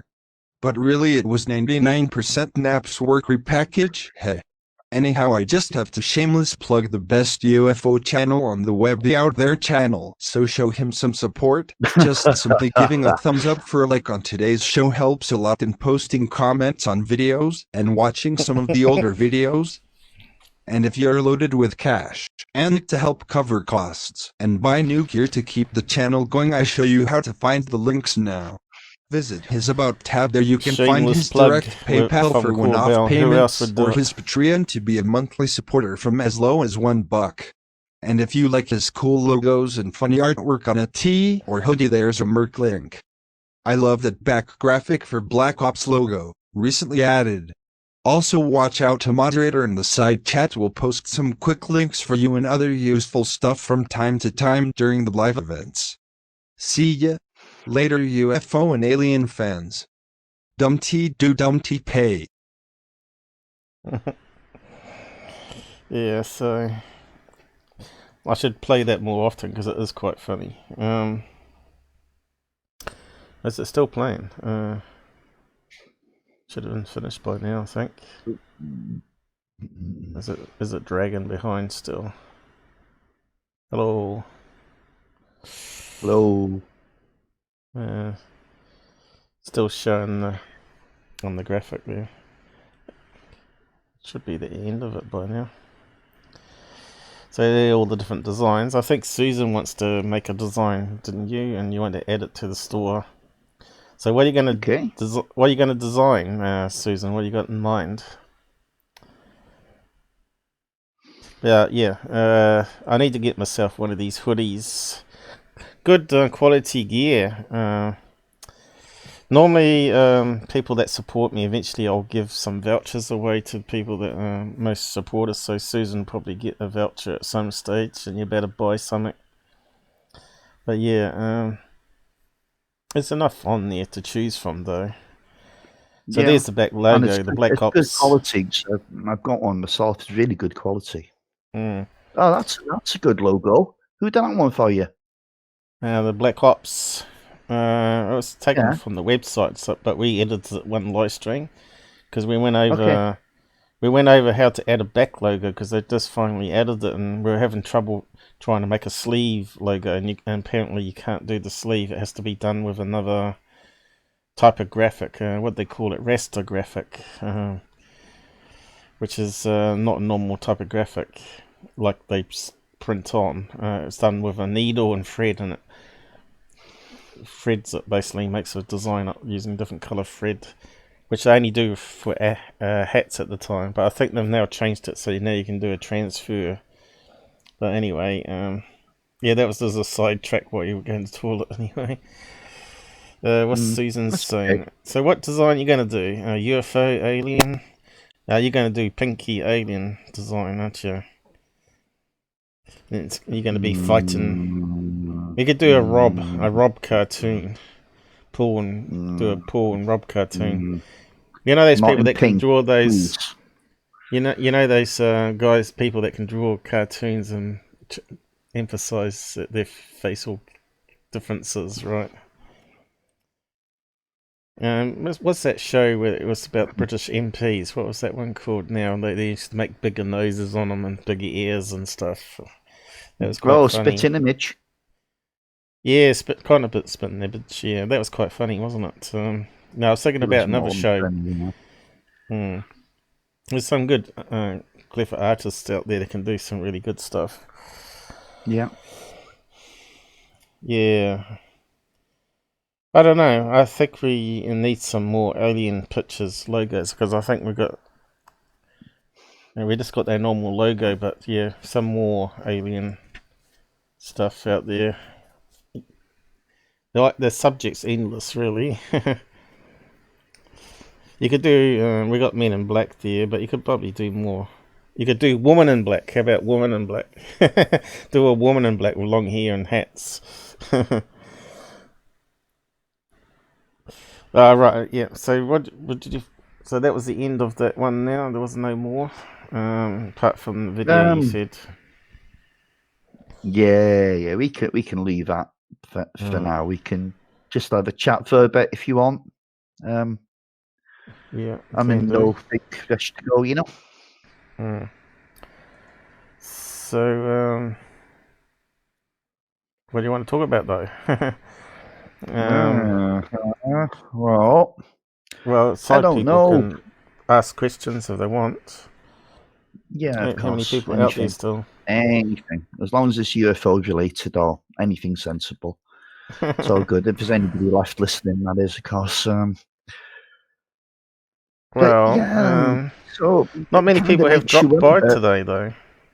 We've got an average view time of 22 minutes, so it's not too bad. No, that's not bad. But it's frustrating when you have these tech problems, and you know, honestly, I've been thinking for some time of maybe a different format. You know, use the reader by all means. Sorry, a bit nasal here. I need to just blow my nose quickly. Well, mute. We don't want to hear it. Okay, I should have muted, but all's good now. Yeah, maybe if we can use the reader a little bit less, and well, don't expect me to read it because my eyes are not going to be able to do it. No, exactly. Yeah, that's okay. But we could bring up a bunch of subjects, and I don't know. Maybe I don't know. People seem. I don't know. People seem to like the format out there generally. I thought. Yeah, well, we can certainly mix it up a little bit anyway, and I actually think that people do like to listen to human beings debate rather than listen to a robotic voice all of the time. Well, you could bring on Susan. You could debate Susan instead of me. Well, I wish. Well, Jesus, man, I don't care who comes on, but yeah, it'd be good if Susan could join us on the live stream. Like, you know, I realise it's not for everyone, and not everybody likes to talk. No. Because I suppose, like, you know, it's there for the rest of your life and beyond. Really, especially on a live stream, if you make a howling cocker, but it's still there, isn't it? But, yeah, so I suppose it could make some people a little bit nervy, couldn't it? You know, I've made so many cock-ups in life that one more isn't going to matter anyway, like, you know, so it's not a big issue. I'm sure I get dates and stuff and that wrong, but as long as I tell the truth. Can I tell a non-PC? Should I dare telling you a non-PC joke?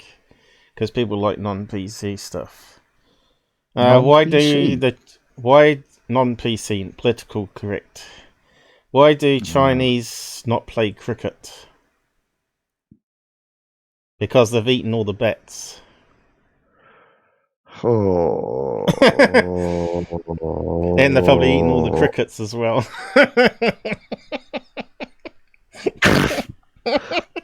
The second bet was better than the original, Paul. I added the extra bit on, but anyway, Dad told me yesterday, and we thought, oh yeah, it's not too bad.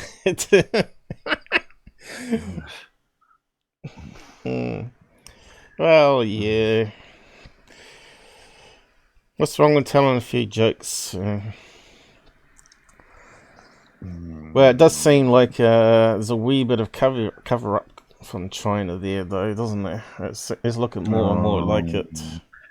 Yeah, well, that video that was embedded in the web page that you sent me earlier, like I posted that around to a few of my mates because it was that was damn good and it was insightful too. What was it called? The seventh floor, something what? like that. All right. Seventh floor. So Yeah. I think it's probably going to be banned from YouTube, like the two doctors, right? Yeah, that's quite interesting. What's going on with censorship and stuff. Once upon a time, there used to be free speech, and now I don't know what you call it, controlled speech. But yeah, how's it going in your place now? Is it coming back to normal? Here we got the shops open, but still they got queues. You have to only put so many in the shop at a time to keep a distance. Oh, we had actually the good day today. Only less than 400 dead. You know, so everything's cool. It's not, is it? I think New Zealand's only had 20 dead. Yeah. Well, we were up to 1,000 a day at one point, and that's just the tip of the iceberg, because that doesn't record people who are dying at home. That doesn't record people who are dying homeless, and it doesn't even record people who are dying in care homes. And a lot of those people those that are dying in care homes. Oh, well, let me finish. Most of those people dying in care homes are the carers themselves. I mean, a lot of them are the carers themselves, and that's terrible because they've got no protective equipment at all. PPE, they call it now, personal protected equipment. That's a shame. It looks like we're all set to overtake Italy. Spain's coming out of lockdown now. So it's only the United States that are actually ahead of us at this moment in time. Well, of course, we don't know the true number in China. I mean, I have a friend who has a friend who's in the intelligence community, and I'm not sure how seriously to take this guy. He could be having a mate on, but he actually said they were losing like 50,000 people a day in China at one point, you know. But Trump has had intelligence on what's going on in China. Now he's bad word. Oh, now he's pointing that finger to, you know, that biolab in Milan. So I don't know. That seems to be the only kind of conspiracy that makes any kind of sense to me. Some of the other crap that's being said. They're like saying it wasn't manufactured, but stuff, whether it got accidentally leaked out, they think it's a possibility. But anyway, time would tell. The truth will come out in the end, I think. And then someone will want compensation, right? Oh, but well, put it this way: this could disappear as quickly as it came, and I'll tell you what, when that ends, there's going to be one hell of an inquest into what the hell has really happened here. There's going to be there's going to be fingers pointing everywhere. It's Mr. T's fault. Everything's Mr. T's fault. It could be a third world war scenario. No, I don't think it's all his fault. I don't think it's anything to do with him. No, to be honest. No, but even if he cured it, they'd still blame him. That's what I'm saying. But they're crazy. Absolutely. They're crazy in USA. There, how's Susan cope? I don't know. But yeah. So how's your friends? Are they friends caught it and over it, or what? I've got one friend in hospital with it now. You mean they actually allowed someone in hospital? When you phoned up, they said, forget about it, stay home. Yeah, because I didn't tick all the boxes for, I wasn't... High fever? Yeah. It doesn't matter. Because I could actually speak on the phone. They said my breathing was okay. Okay. So I didn't tick all the boxes. So because it wasn't that bad. Yeah. Unless you collapsed off the end of the phone. Hello, are you there? Yeah. Yeah. Exactly. Well, it's a company in New Zealand that's meant to be making... All I want was some advice, you know? Yeah, there's a company in New Zealand, they said on TV, that's knocking out ventilators very cheaply. Cutting edge stuff where they're using the off-shelf components, and they want the government to help fund it and make load of them. But it might be too late now. I don't know. It's almost like they don't care about all that sort of stuff now, right? Mm-hmm. But New Zealand has squashed it. Yeah, as long as you close the borders down, if you're on an island, you can keep it out. All the cases coming to New Zealand are all from airplanes and little groups where they sort of spread it to each other before the shutdown. And of course they broke the rules. So yesterday, Christchurch was the worst city that broke all the rules. And they had like thousands of people on the beach, and they're all breaking the 2-meter distance rule. So they had the cops there trying to clean it up and get them to go home. Because you're only meant to go to the beach for exercise. You're not meant to go there and sunbathe or something, you know. But anyway, I don't think there's any cases I've heard of where we live here. Main city, yes, and old people's homes, and of course, we're not even sure how that infection started. But obviously, it's going to be like one of the nurses, you know, foreign nurses, because they have a lot of Filipinos over here. Well, it's not just that. You had I mean, we in the UK, the lockdown started far too late, in my opinion, and the pubs were open right until the last Saturday before the Monday lockdown. You know, so you know, for example, now you have the flu. I'm talking about seasonal flu now. On average, the seasonal flu, if one person gets infected, that person will affect one other person on average, of course. Now, yeah. So one person infects one person, then another person affects another person. So by the time the third person's got it, the first person's kind of got over it. So it's not really going anywhere fast, is it? But now with this C19, it's each person that gets it on average is infecting like around 3 to 4 people. No, it's not that high. I don't think it's 2.5. 2.5. I thought it was. Well, it doesn't matter, Paul. Let's call it 3 for example now. So if one person infects 3, then those 3 people can infect 9, and those 9 people in turn will infect 27, and then those 27 will infect. That's 54, why you keep the social distance, okay. and you see. So, but you can see now how the growth is exponential. Gets exponential extremely quickly, doesn't it? So then you've got 54 people, yeah, who are now infecting 108 people, and with such a slow incubation period of 2 to 14 days. Think about that. You could be walking around absolutely fine for the best part of 2 weeks, socializing with people. Well, that's why it's quarantined for 2 weeks here. Yep. They tried self-quarantine, but we had like Asians coming here, and they interviewed them and said, "Are you going to go to your hotel and self-quarantine for 2 weeks?" And the guy laughed and said, "Of course not." So the government heard about it and said they would track down everybody and make sure they're self-quarantine. I think now they just make sure they just get hotel rooms and put them in hotel rooms under taxpayers' expense, of course. But it looks like the USA don't give a stuff anymore about it, and it's still spreading, isn't it?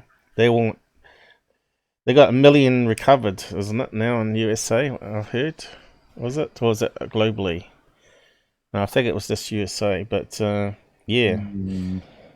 Right, if you get enough people that's infected and recover, at least they can go back to work, right? They can carry on. Well, you know what they're saying now in the UK, there was one so-called expert, alleged expert on today, saying it'll be fine for the kids to go to school.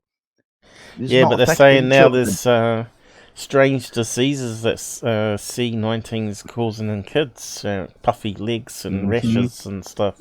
This is it. We just don't really know. That we're learning day by day about this thing. It's an unknown quantity, and it still is at this stage. It's an unknown quantity. So by relaxing the lockdown, I believe we're playing an extremely dangerous game. To be Well, they're honest, not in New Zealand. We're still in with, lockdown 3 for a couple yeah. of weeks, and it might get extended if people keep breaking the rules. Well, exactly, yeah. But yeah, we've now got fast food places open, and they're passing it through windows on these platters, so there's no contact. And so yeah, we had KFC last night, which was, we hadn't had it for so long, it was like a treat. But they didn't even have any coleslaw. They ran out of coleslaw. They've been that busy, they can't keep up with the stock. So many people want their fast food fixes now. You know, they miss their McDonald's and KFC and stuff. Yeah, but then you see, now the last time I got a takeaway, woman came to the door with a full mask, and she had everything on that she could possibly protect herself with, you know. And then of course I'm taking the pizza out of cardboard. Now COVID can, did I say it? Oh my god, I did. You did. C19 can live on cardboard for like 24 hours apparently, from what I've read. It was a couple of days. It keeps changing. Well, that's exactly, it keeps changing. 2 days for cardboard, I thought it was, or was it 2 hours? I'm not too sure now, but and then 3 days on plastic, and even that keeps changing. Yeah, I mean, what the hell's a hard surface? Do you know what I mean? It can live on hard surfaces for 72 hours. Yeah. I mean, what's a hard surface? Isn't my head one? Do you know what I mean? Anything that's not porous, I think they mean. Yeah, well, I don't know. Yeah. So live on my laptop. It can. Jesus. I don't know. It can live on my floor. I mean, you could drive yourself mad washing your hands every 2 seconds. But anyway, but also going back to UFOs now. Going back to the UFO subject for a second now. You know, if there was anything to disclose quietly, this would be a good time to do it, because it'll probably get a little bit overlooked. I think there'll only be people within the UFO community that will actually pick up on it, you know?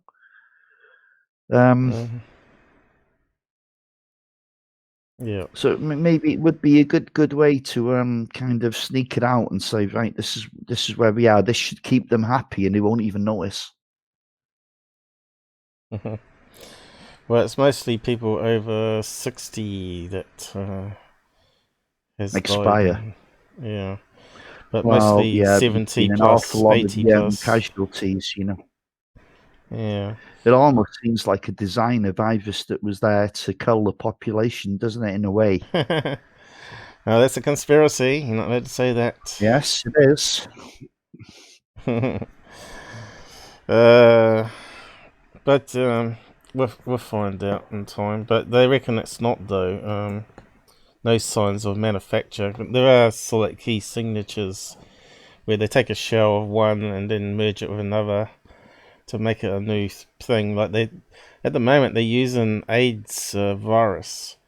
They take out the inners of it and they replace it with something good inside it, because it's able to penetrate cells. The cells are not able to stop, or the T cells are not able to stop it. So it penetrates into the cells and are able to then release the payload, which is actually good.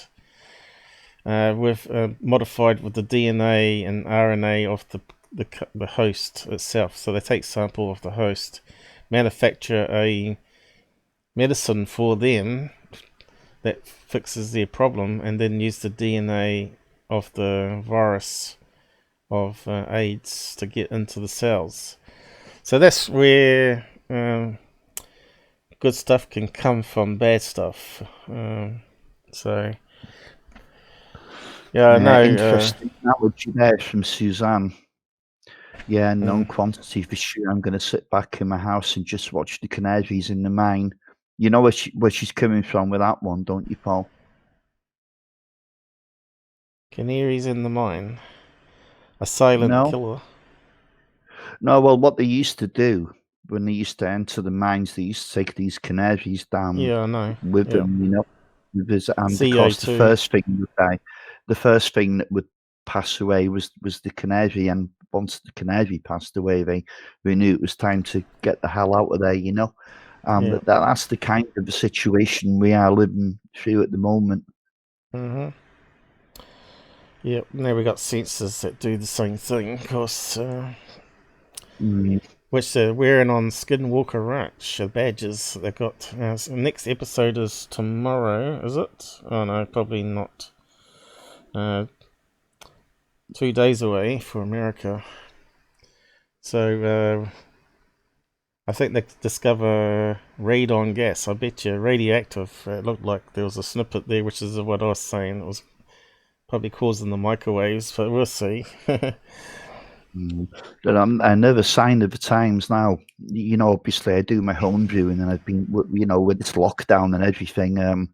Jesus, I've even got myself a distiller now. So I'm going to make my own spirits. I don't think I'll be drinking them actually, but I'm going to do it because it's a challenge. And yeah, I like the odd tipple now and again, but I'd rather my beer than spirits. Spirits are lethal. But you've got to be a little bit careful with distillers because you can get methanol. That you don't want methanol. It's ethanol that you want.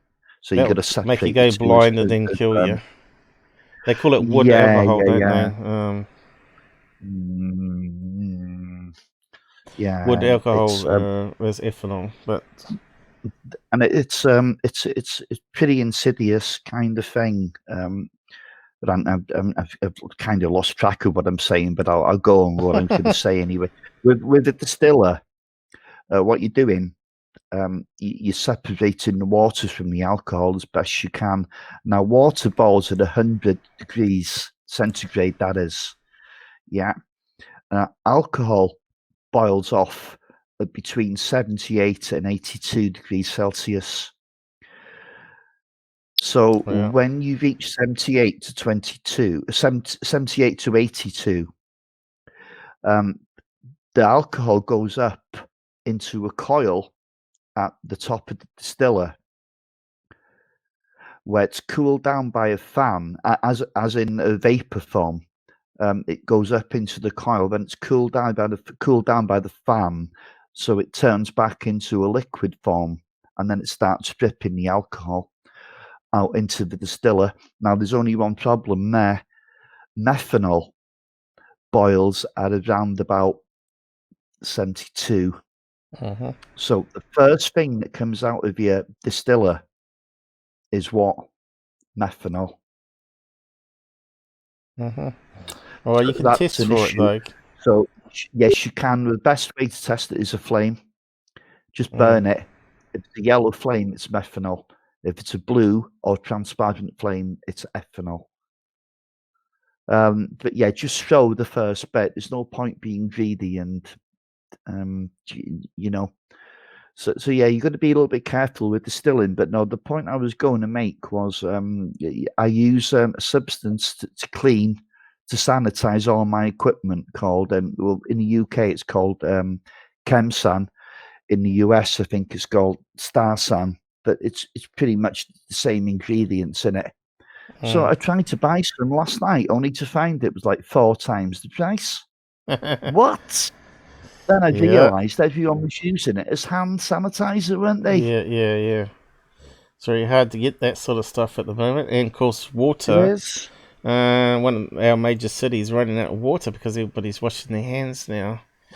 And there's not been much rain and it hasn't filled up the water dams. So that's another problem. So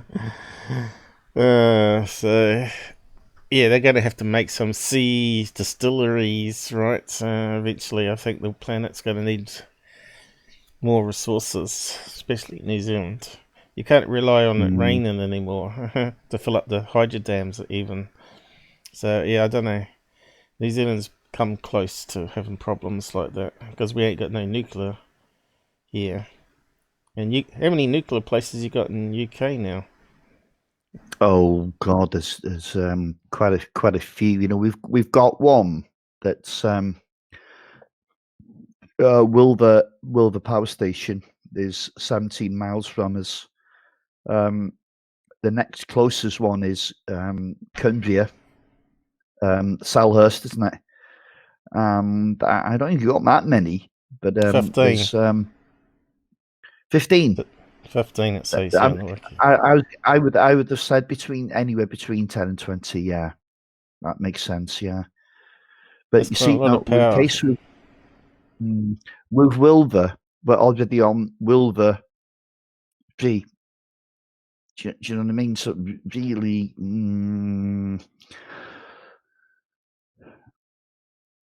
How many in America? There must be a few in America if it's 15 in oh, UK. good God, yeah, 100.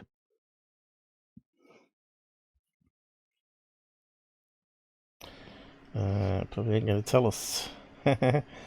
60 commercial operating. And I suppose if you overlay the UFO hotspots there, that would be interesting. I think was it Robert? What's his name? Robert Hastings. Yeah, he did that, didn't he? And so there was a cluster of UFO sightings around. Oh, look at so around Kentucky there. Shelley's radioactive, maybe. Is she still here? I think she might have left. I don't know if Shelley's still here, but Shelley is. Yeah. I think Suzanne, you're in Texas, aren't you? Shelley's definitely Kentucky. Yeah. Into the map. I was trying to bring up the map. Oh, here we go. So that's where they all are. So there's less over California way, is there? They got it built on fault lines there. Good place to put a power station. So what's the red dots? What's the? I can't quite see what it's saying on the map. Doesn't have a ledger. Looks like it's little power plants. Let's see if I can zoom right in. Hey, there we go. Oh no, double dots. What's double dots mean? So there's Kentucky. Well, Kentucky's not got any according to this, but mostly in IL, whatever that is. Yeah. Why so much in that place? And then we got a lot around the coast, which is not a really good place to put it if the sea level's rising. And Florida's got 2 down there. I assume that's what it is. Of course, we got no ledger on it. Does it tell us? Declining due to post. So they're getting rid of the old ones, are they? Well, I know as recently as last year, there was a whole host of UFO sightings around a power plant, Fukushima in Japan.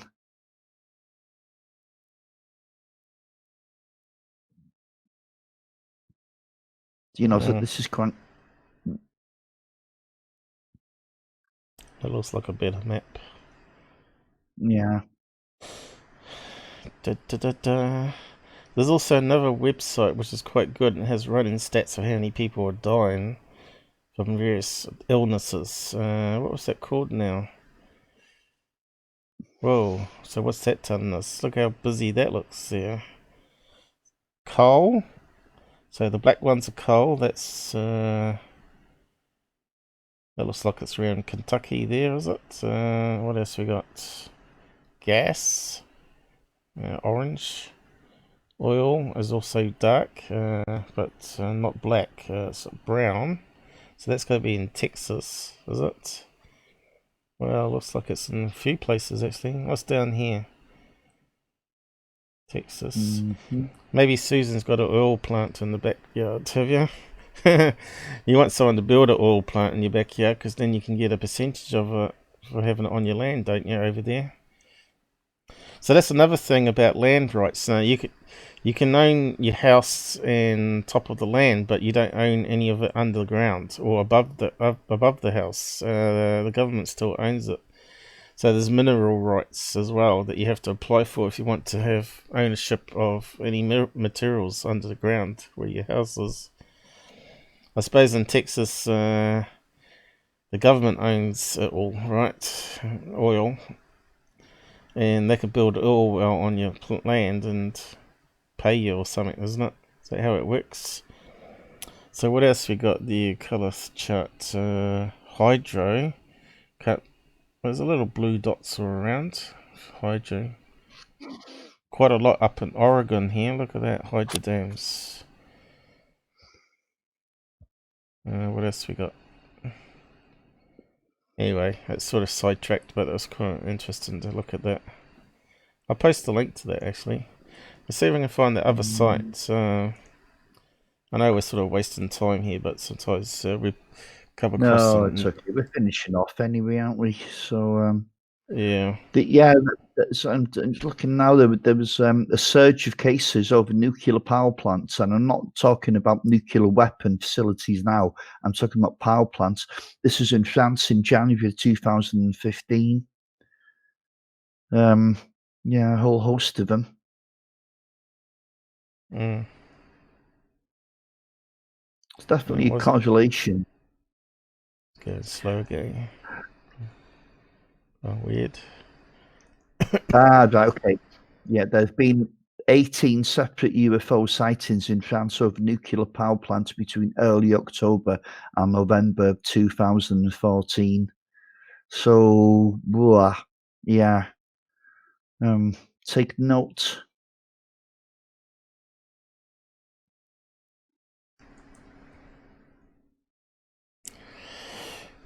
Coronavirus update. Oh, so there's 3.2. Well, I've already said it once, so it doesn't matter.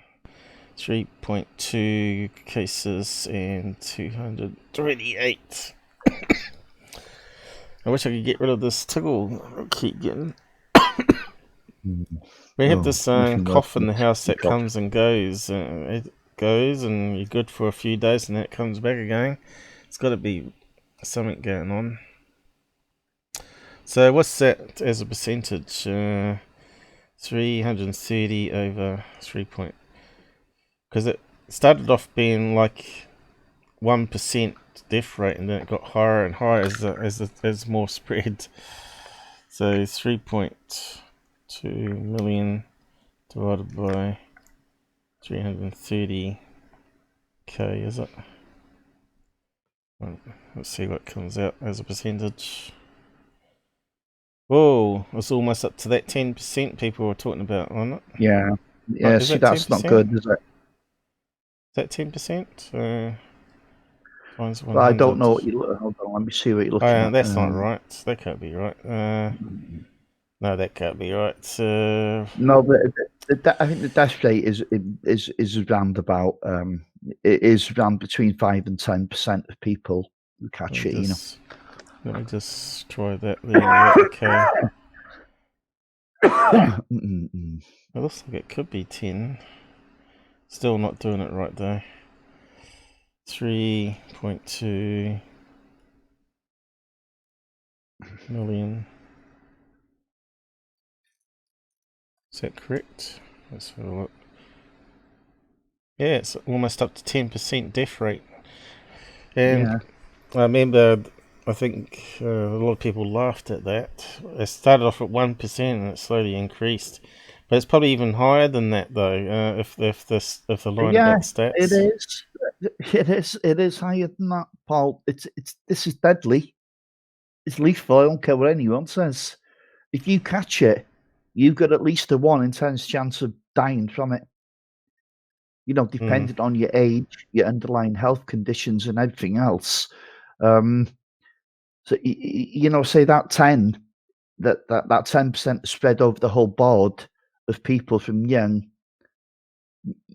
fit and healthy to those who are getting a bit older, like me and you. You've got diabetes. I'm a smoker with high blood pressure. Our chances of dying are maybe 20-30%.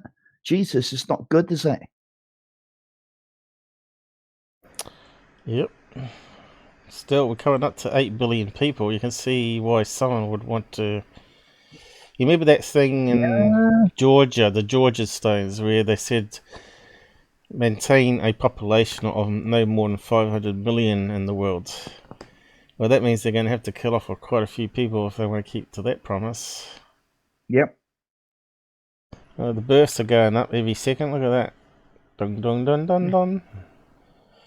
What else you got to do? What else we got? Net population growth today, another 120,000. Growth this year, 27, almost 28 million people new this year. 28 million people, babies. Public healthcare expenditure, oh, that's pretty high. What's that, 8 trillion? Or 8 billion, hang on. 8 billion. Is that in America though, or what? Or worldwide? What are they saying? Doesn't quite say. Public education. Cars produced. Well, that's not too many cars on the road at the moment. Computers produced. Well, you need to keep producing them because they keep breaking down, going wrong. I think I need another computer again. Maybe I need 2 computers because we ain't got enough cores in a single one. At the moment, we're running at 99%, and I'm not sure why. Maybe because I've upped the screen capture rate to 25, but the quality of the graphics has been a lot better. Newspapers circulated. Well, who read newspapers anymore? TV sets sold. Money spent. There used to be one that talked about deaths, and it used to break it down to what sort of virus or whatever they had, illnesses. Not sure if it's on this site at all. Overweight people in the world. My belly is trembling, Paul. Yeah, I need to go and get something to eat. Deaths caused by water-related diseases. Water use, that's going to be higher this year for sure. Million litres. So we're talking about 1.5 billion million litres. Is that how you read that? That's just crazy. People with no access to safe drinking water. I don't know. Statistics bore the hell out of me. And you're the historian. Seasonal flu deaths, only 166,000 this year. Deaths of UFO children under 5. This is depressing. Oh, there we go. That's the site. Deaths caused by AIDS. Still going up. Almost 600,000 this year. Deaths caused by cancer. 3 million. That just ticked over. So ticking over every, how many seconds? Every 5 seconds. One person dies from cancer. It's just crazy when you start thinking about the whole world being like one big statistic. Bang, another dead person. Bang, another dead person. Another born at the same time. Just crazy. What's that one? That's cigarette smoked. Look at that going up. I wonder if that's just UK. That's just crazy. Look at that going. Smokers. Deaths caused by smoking this year coming up to 2 million. Is that just, whereabouts is that though? Is that in UK or USA? Or worldwide? It doesn't actually say, does it? Now what's that do? I've got a plus sign. Sources, tobacco control. Must be worldwide, then maybe. Deaths caused by alcohol. There you go. You're talking about it. Yeah. Quite a few over consuming, especially in UK. Oh, look at that. Money spent on illegal drugs. Look at how crazy that one's going. What's that? 136 trillion? Was it? Let's see. 136 billion this year. Wow. Illegal drugs, that's a big one. Road traffic accidents. Look how low that is compared to all the other things. All the other deaths. Yeah. I'll post the link to that if people want to have a look at that anyway. If you want to be depressed, counters for deaths, etc. Makes you wonder how accurate it is though. Look at that one there, natural gas left. So does that mean it runs out underground? So how much we got there? Million, billion, trillion, 1,000 trillion BOE, what that stands for. That's a lot of gas. But yeah, gas is made by bioorganisms, so I thought natural gas. But anyway, I suppose we should wrap up now, guy. Anyway. Yeah, I think we should. Oh well. That's alright to wind down chat. Sure. If, Google might not like it though. Well. Might not get any ads on this one. So, just going to wrap up now, guys, and let you get to your TV. I know Susan's probably got a bit to catch up on. Thanks for jumping in, guys, especially Ken there. Ken, I don't think we've seen him on before. No, hope to see you again anyway. It's good to see some new faces. We lose some and we gain some new ones. But anyway, I'm going to hit the end credits here. And say goodnight. Let's see if it kicks in. Hopefully there's no technical glitch.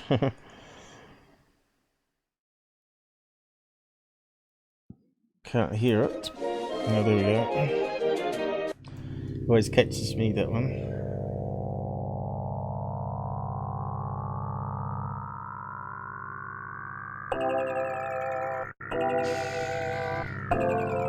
I might have to investigate a few more things now.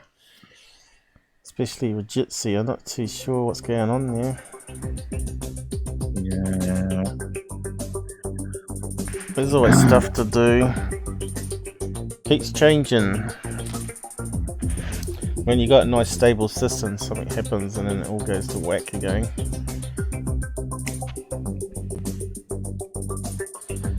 Good night. Kiwi Matrix is shutting down the studio.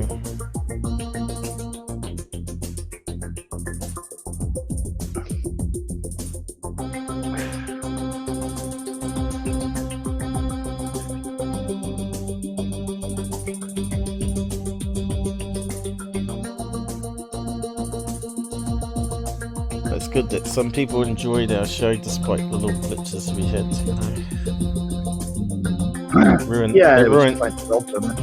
It didn't ruin the flow too much. It was pretty good overall. Bloody text reader. Yeah, that was glitching a bit tonight, wasn't it? Oh, what? Yeah, it does interfere with the flow a heck of